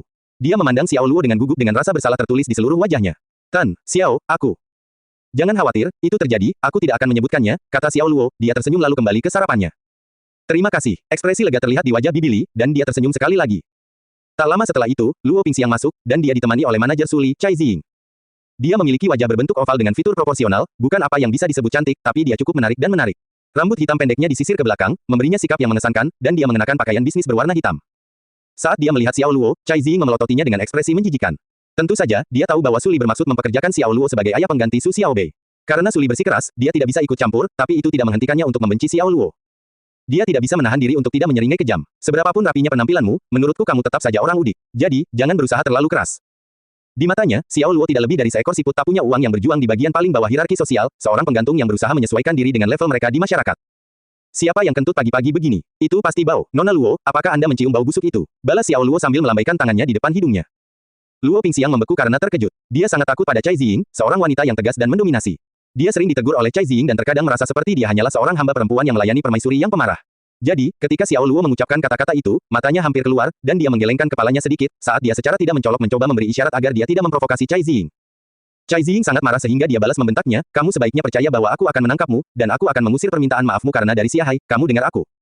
Xiao Luo dengan tenang berbalik menghadapnya dan berkata, maafkan saya tidak percaya Anda bisa, tapi Anda bisa mencobanya. Kamu, Chai Ziying menggeram sambil mengertakkan gigi dengan tangan terkepal. Sebuah pintu terbuka di lantai 2, dan Suli berjalan menuruni tangga. Dia mengenakan rok lipit putih, dan rambutnya ditarik rapi ke belakang dengan sanggul klasik. Dia anggun seperti biasanya, tapi dia terlihat sedikit lelah dan tidak sehat. Kak, kamu baik-baik saja, apakah ada yang salah denganmu? Luo Pingxiang prihatin dan segera pergi untuk mendukungnya. Xiao Luo menahan diri, merasakan keinginan untuk bergegas dan membantunya juga. Pertama kali selalu terasa spesial bagi seorang gadis, begitu pula bagi Xiao Luo. Meskipun mereka tidak sedang menjalin hubungan, merupakan fakta yang tak terbantahkan bahwa Suli adalah yang pertama, dan ada naluri alami baginya untuk melindunginya. Aku baik-baik saja, tidak perlu membantuku. Suli menunjuk ke arah Luo Pingxiang saat dia perlahan berjalan menuruni lantai atas. Dia menjaga ketenangannya dengan baik, tetapi dia duduk di meja makan, keringat dingin keluar, dan wajahnya menjadi pucat. Mungkin kamu harus lebih banyak istirahat, kata Xiao Luo. Suli memelototinya, dan ada sedikit kebencian dalam penampilannya. Tapi dia tidak berkata apa-apa dan diam-diam memakan sarapannya. Suli, apakah kamu merasa tidak enak badan? Chai Ziying memandang Suli dengan cemas. Aku masuk angin, itu saja, kata Su Li, tentang acara hari ini. Jatuhkan, Su Li memotongnya hanya dengan dua kata. Cai Ziying mengerutkan kening, jatuhkan, tapi ini milik Tuan Li. Ku bilang, jatuhkan, Su Li mengangkat kepalanya, dan nada suaranya memperjelas bahwa dia tidak akan mentolerir keberatan. Cai Ziying tercengang, tidak yakin mengapa Su Li bereaksi seperti ini, tapi dia mundur dengan anggukan. Baiklah kalau begitu. Cai Ziying menelepon Tuan Li untuk memberitahu dia, dan dia menyatakan permintaan maafnya yang tulus. Dia menawarkan untuk membayar hutangnya dan meyakinkannya bahwa mereka akan menebusnya, memastikan peluang untuk kejadian di masa depan. Bel pintu berbunyi, dan ketika Bibi Li membuka pintu, orang itu tidak lain adalah Yang Hongzi. Yang Hongzi berjalan masuk dengan tergesa-gesa, tetapi dia berusaha tampil seolah-olah dia tidak masuk. Tadi malam, dia membujuk Ibu Su Li untuk membubui minuman Su Li dengan obat manjur yang dia kirimkan dari luar negeri. Dia mempunyai niat jahat karena obat itu bisa mengubah biarawati paling taat sekalipun menjadi pelacur. Namun rencananya yang telah disusun dengan baik menjadi kacau karena setelah semua pengaturan dibuat, seseorang tiba-tiba muncul dan membawa Su Li pergi. Berdasarkan uraian Ibu Su Li, dia langsung curiga itu adalah Xiao Luo. Dia ingin muncul bahkan tadi malam, tapi dia akan menyerahkan dirinya jika dia melakukannya. Oleh karena itu, dia harus bertahan sampai sekarang sebelum dia bisa datang untuk mencari tahu lebih banyak, dan dia tidak akan bisa menerimanya jika calon pengantinnya telah dinodai oleh orang lain. Sekarang dia ada di sini, jantungnya berdebar kencang. Dia merasa gelisah, berharap Su Li masih belum ternoda, dan berdoa semoga afrodisiaknya tidak seefektif yang diiklankan. Yang Hongzi, apa yang kamu lakukan di sini? Su Li berteriak dan membanting tangannya ke atas meja. Yang Hongzi bergidik saat rasa bersalah muncul di benaknya. Tapi dia menenangkan diri, mencoba tersenyum gugup, dan berkata, ah, lihat dirimu, Su Li, sangat tidak ramah, haha, aku baru saja lewat saat lari pagi, jadi aku membuatkanmu sarapan.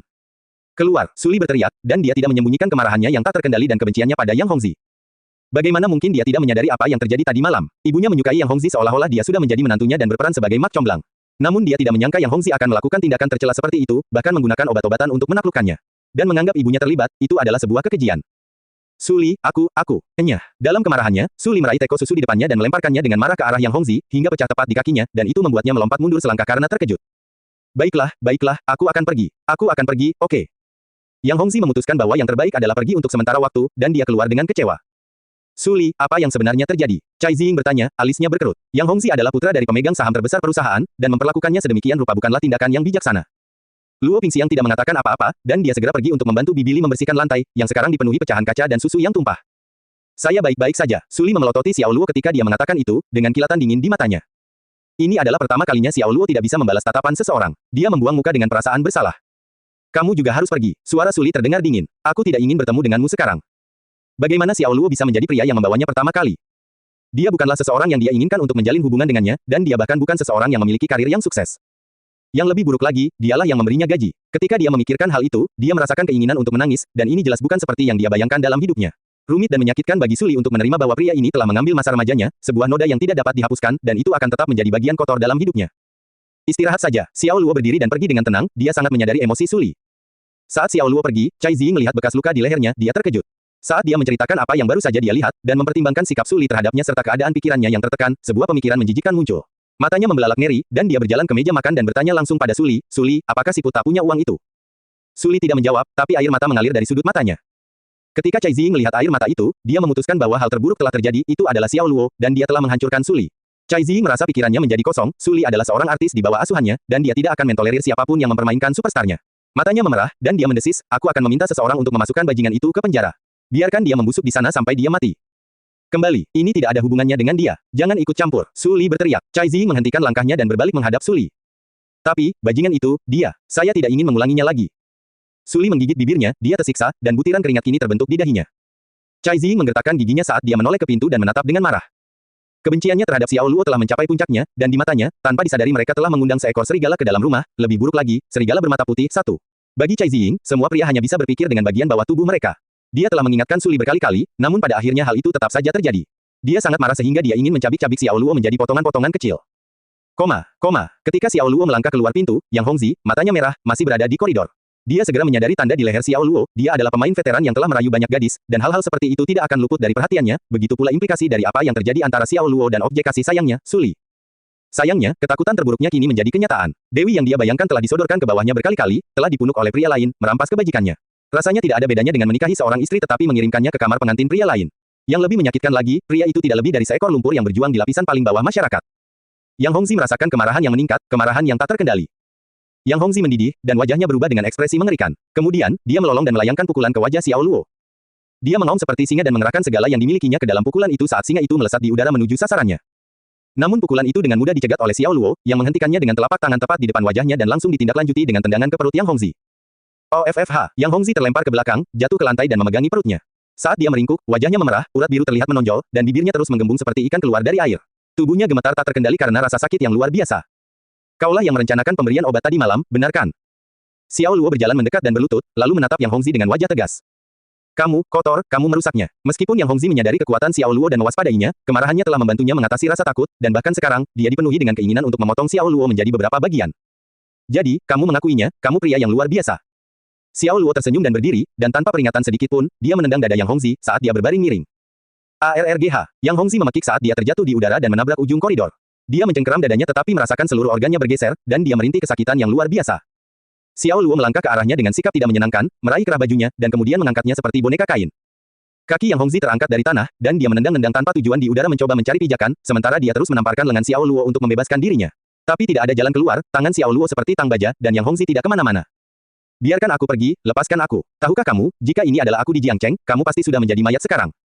Xiao Luo merengut dan memelototi Yang Hongzi, mengingat hari-harinya di Jiangcheng, tapi itu adalah sejarah, dan sejak itu dia menjadi jauh lebih terkendali, tidak mau membunuh kecuali dia benar-benar diperlukan. Jika ini terjadi di Jiangcheng tahun lalu, dia pasti sudah meremukkan Yang Hongzi hingga hancur tanpa ragu-ragu, dan itu tidak lebih sulit daripada membasmi kutu busuk. Dia kemudian membanting Yang Hongzi ke dinding. OFFH, Yang Hongzi membuat dirinya tertiup angin. Ketika Xiao Luo melepaskan cengkeramannya, Yang Hongzi perlahan meluncur ke tanah dan roboh. Xiao Luo kemudian berbalik dan kembali ke apartemennya sendiri. Bekas luka di lehernya membuat Xiao Luo sulit meninggalkan tempatnya, tapi dia tidak mengeluh karena dia tidak memiliki masalah yang mendesak. Selain itu, ada keuntungan tinggal di dalam apartemen hotel mewah, dan memesan makanan lezat yang disiapkan khusus oleh chef hotel hanya dengan satu panggilan telepon. Pada hari pertama, dia tidak mendengar kabar dari Suli, tetapi Su Xiaobei sering berlari mencarinya. Pada hari kedua, masih belum ada kabar dari Suli dan Su Xiaobei yang sering datang mencarinya. Pada hari ketiga, ibu Suli mampir untuk menemui Suli, mereka berselisih, dan ibunya pergi dengan putus asa. Pada hari keempat, Suli datang mencarinya sendiri. Hanya ada mereka berdua, seorang pria dan seorang wanita, duduk sendirian di ruang tamu. Karena Xiao Luo adalah tuan rumahnya, dia melakukan hal yang diperlukan dan dengan sopan menuangkan secangkir teh panas untuknya. Tapi Suli bahkan tidak menyesapnya. Dia tidak mengatakan sepatah kata pun sejak dia memasuki apartemen dan hanya menatap Xiao Luo seperti sedang linglung. Xiao Luo selalu merasakan permusuhan Suli terhadapnya, dan dia merasa yang terbaik adalah meletakkan kartunya di atas meja. Saat dia bersiap menghadapi kemungkinan terburuk, dia menarik napas dalam-dalam dan berkata, Nona Su, saya tahu Anda membenci saya atas apa yang terjadi, tetapi itu di luar kendali kami. Tentu saja, saya akan bertanggung jawab penuh. Disengaja atau tidak, faktanya kami sudah tidur bersama, dan saya tidak akan mengingkari tanggung jawab saya. Sebagai seorang konservasionis dengan pola pikir tradisional, Xiao Luo berkubang dalam rasa bersalah dan merasa berkewajiban untuk melindungi kehormatan Suli. Dia tidak bisa bersikap seolah-olah tidak terjadi apa-apa setelah membawanya untuk pertama kali.